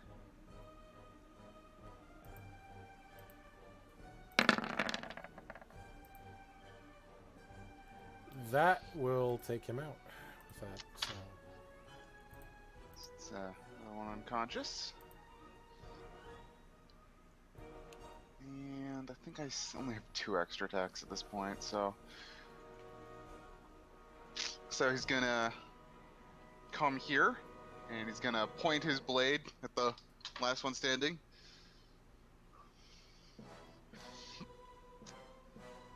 And that's gonna be his turn. Okay. So the madcaps that are still remaining here, those are entangled here. Actually, he's gonna go right. He's gonna go right there. I don't That's his think turn. they're enjoying that. But if they're, how crazy are they? Because if They look pretty are damn they crazy. too crazy? Yeah. So they're not sane enough to realize that they're fucked. Okay, that's. So this one's using its action to break free of the entangle. And does succeed. This one also uses its action but fails. And it is going to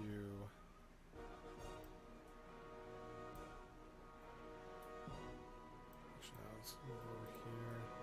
I was gonna say that's a pretty brave move. For...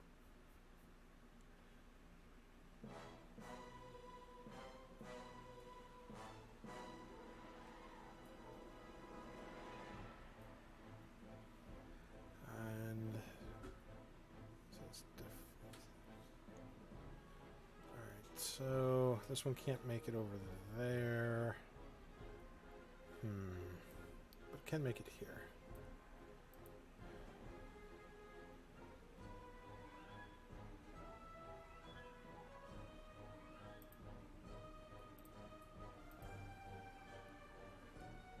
it's going to take this one here. Is going to attack Faith.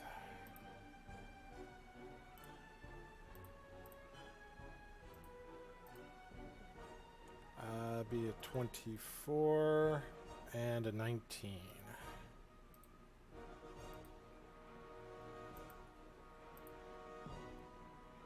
Those both should hit. And actually, wait, hang on. It's 3 attacks, not 2. It's 18. Alright, so, Faith, it slices you 3 times with this jagged piece of junk. As it does so, you are taking 8 for the first, you're taking 9 for the second, and 5 for the third. That was a shitty one. It's just slashing damage, right? Yep, just slashing. It's not slashing and burning or slashing and play, it's just slashing. Alright, and that's the numbers before my resistance? Yeah, that's all raw. That's all raw damage. So 895? Yep.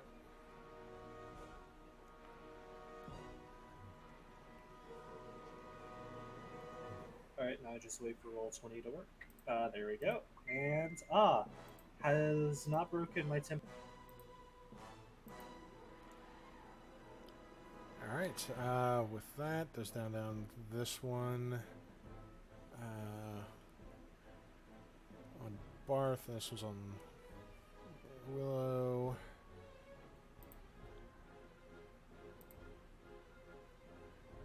Come on, roll the dice. Okay, so this is disadvantage on Barth. Miss. Wow, double ones on disadvantage. Does not hit Barth. Willow. That is going to be a crit. Wait, they use their actions to break free.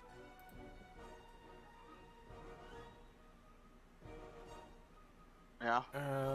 Yeah, this one did. So yeah, never mind. Because he was one of those. Because I'm trying to get the last couple on here with their attacks. So yeah, never mind that. But the ones on Barth here was still normal. But missed with the disadvantage, and that is all of them. So, actually, hang on. Yeah, that is all of them, because that one double moved. So, Faith.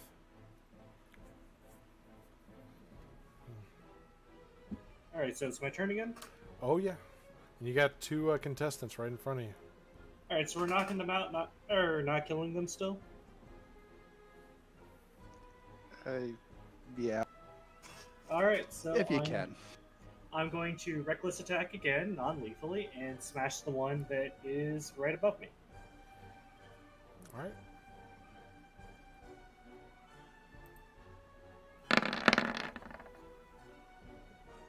Yeah, that's going to hit That's a bit. nice. A little Just bit a of a bit. hit. Just a hit as the Just a bit. glaive. This slaps the thing so hard. You see the head just kind of spin with the body going with it. You know, I have to roll another dice for this, don't I? It's just one more d6 because of crit, right? I don't get the additional 6. Correct. Yeah, it's just the So, dice get doubled. Glaives do D10, so it's another 10-sider. It's weapon die damage. Oh, no. My ability, or my passive ability from being a Zealot Barbarian, I get to deal radiant damage with a d6 plus 6, which means I get that d6 again if that initial hit is a crit. Well, with that one hit, it goes down. Is it still alive is the question. You know, because of the radiant, you can't really pull back on the radiant. I'm gonna have to go with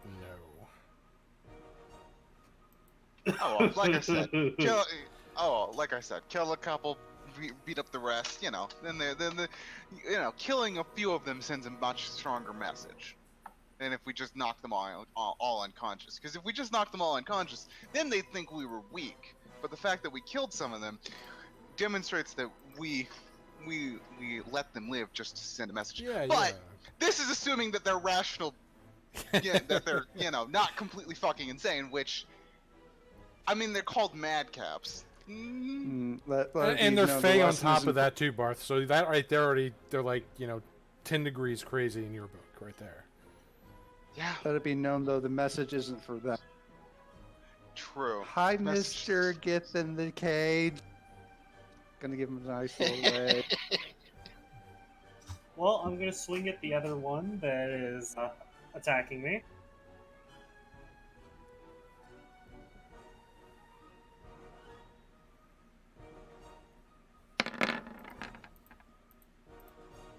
Oh, that's gonna hit there.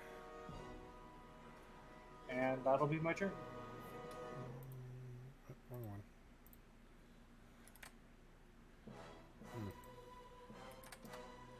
All right, Alodia, back to you, madam. Okay. I'm gonna go for this one right here.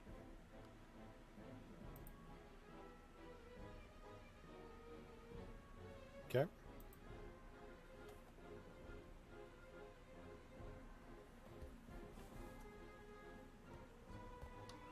The one that used to be there. Wow. Can I actually tell that they're not trying to kill them? Was that the one in front of Arth that was? Which one you go for? This one. Oh, that's a dead son of a bitch. He's got That two is, that arrows is a like dead that. son of a bitch. 44 damage. That's good shit right there. God, I love Elodia so much. Yeah, and this one it gets a one shot, like right in its chest, and just kind of looks. And as it looks, the arrow just goes right through the eye and out the back of the head, and it just falls down. I'm shooting till someone tells me not to kill them. Elodia, just picture them as running away, Children. home.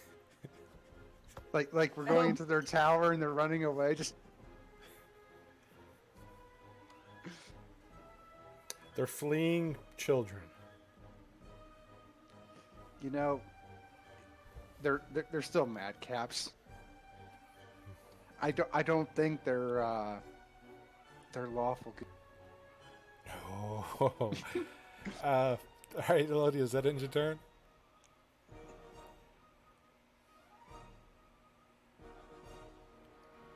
Lodia? Yeah. Okay. Willow. Yeah, I don't think these guys are even Winter Court. I think they're. Well, I mean, this place is run by a night hag. Well, these are the things Willow ponders as she proceeds to stab the restrained one, attempting to knock. Okay. Unfortunately, these guys are my mortal enemy. Normal. My weapons are pretty ineffective against normal dudes. Why couldn't you be good dryads like everybody else? Why? Why? All right, so that's 11 points of damage. Okay. Yeah, it's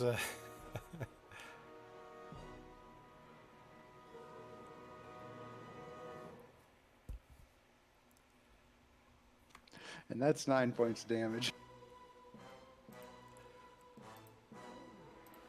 swinging with that holy Avenger. Blade just glows, just wow, as the radiant energy just surges through the blade. Though not really affecting these things. The blade part, the sharp metal, definitely affects these things. That is all I have. Men here. All right, batter up. There's two left. One on Barth and one on Willow. That's right. One on 2 on me. 2 on you. Yeah, technically two, yeah. Okay. It's restrained. It's a free Blue. one. Yeah, it sure is. I'm gonna smack that in the fucking. Alright. Well, you had advantage on the attack roll.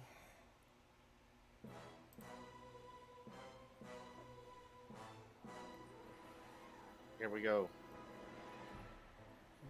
Swing. Oh my god. Crit. Another critical hit for fucking, what is that? 20, 30. Still standing though. Yep.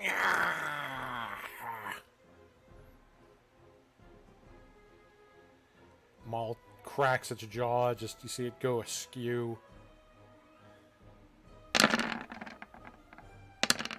16 hit it. Barely hits it. 18 damage. Does it go down? It does go down. Cool. I'll walk onto his unconscious body and smack his friend. 2 times, because I got a free attack from the crit. This one's not restrained or anything. No. It was like on that 19. Does that do it? No, Or it is still kicking. That hits it, I'm saying. Does hit it, yes. Alright, 15. And then the last one.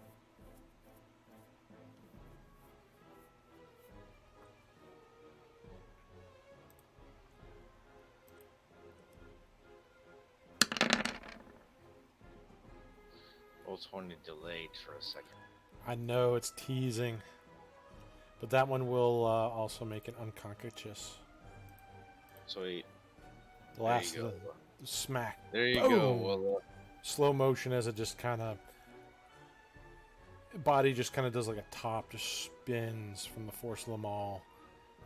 And it falls at Willow's feet. oh, I like it like that. Slow motion for me. Slow motion for me. Alright. That's it.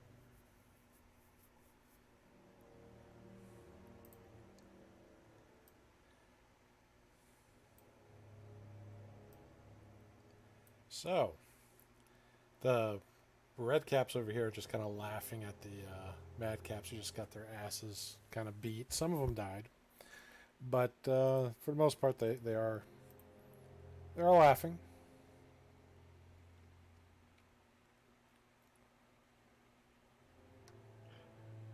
Barth, you got one more. Oh. Yeah. Oh, We're gonna attack him. He's going to be Gonna the savior of the red caps. yeah. That shouldn't have been an advantage, but whatever. No, It it's was all right. 14 either. It was 14 either way. Still good. It still We're gonna- contacts him. Swing again. That one won. That's gonna miss. Well, we're gonna action surge, and we're gonna keep on hammering this guy. Not to be outdone by men here. Yeah.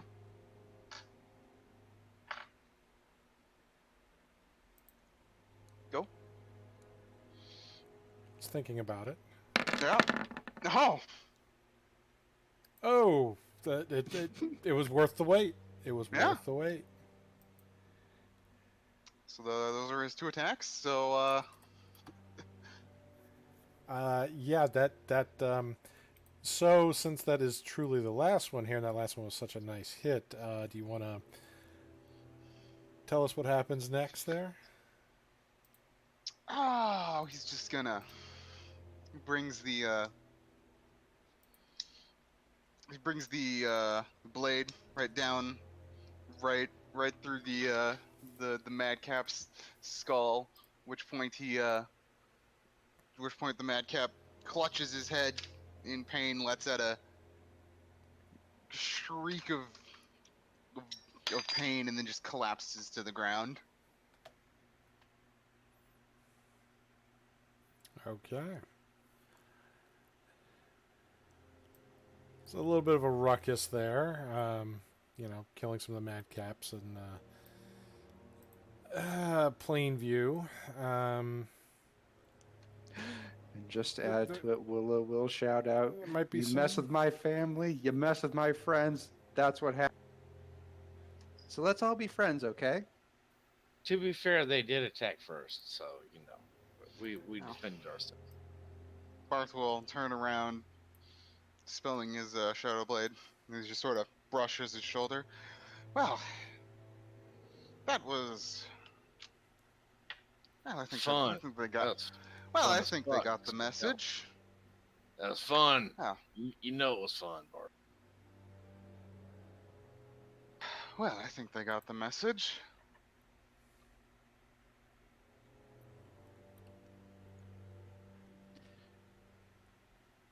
Now that I think about it, they never did admit to trying to hurt my sister. Nope. Oh well, lessons around the lessons will spread that you don't try to hurt her. Thanks, guys.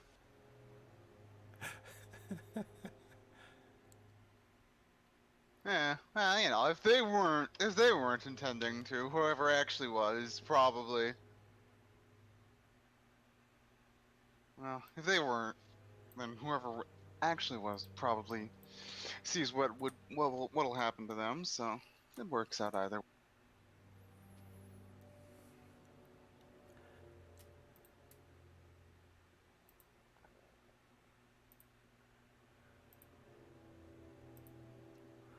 All right. So, with that,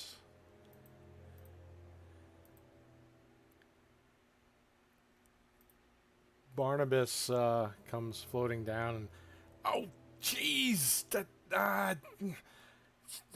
these things are best done, kind of quietly. I didn't know you rolled like that. Oh, jeez.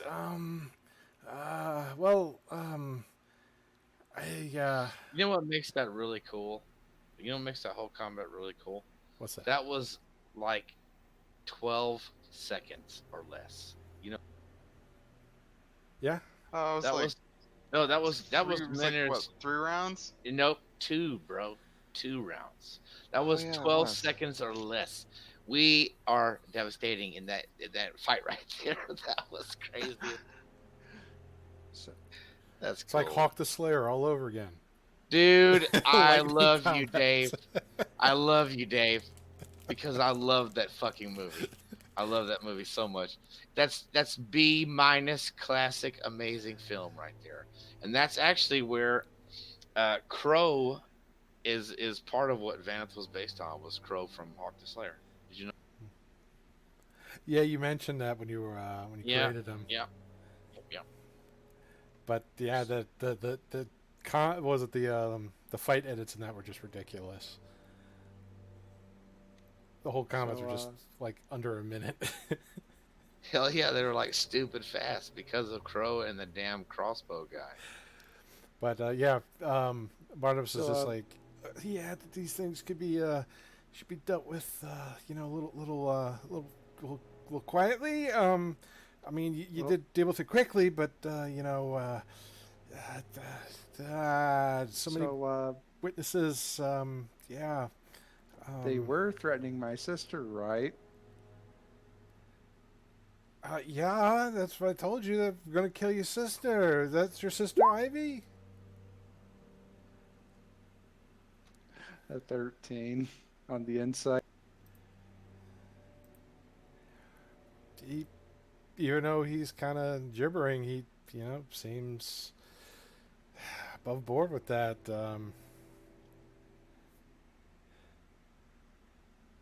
She's just gonna kind of lightly pat him on the head, trying to avoid the. He's like all flame.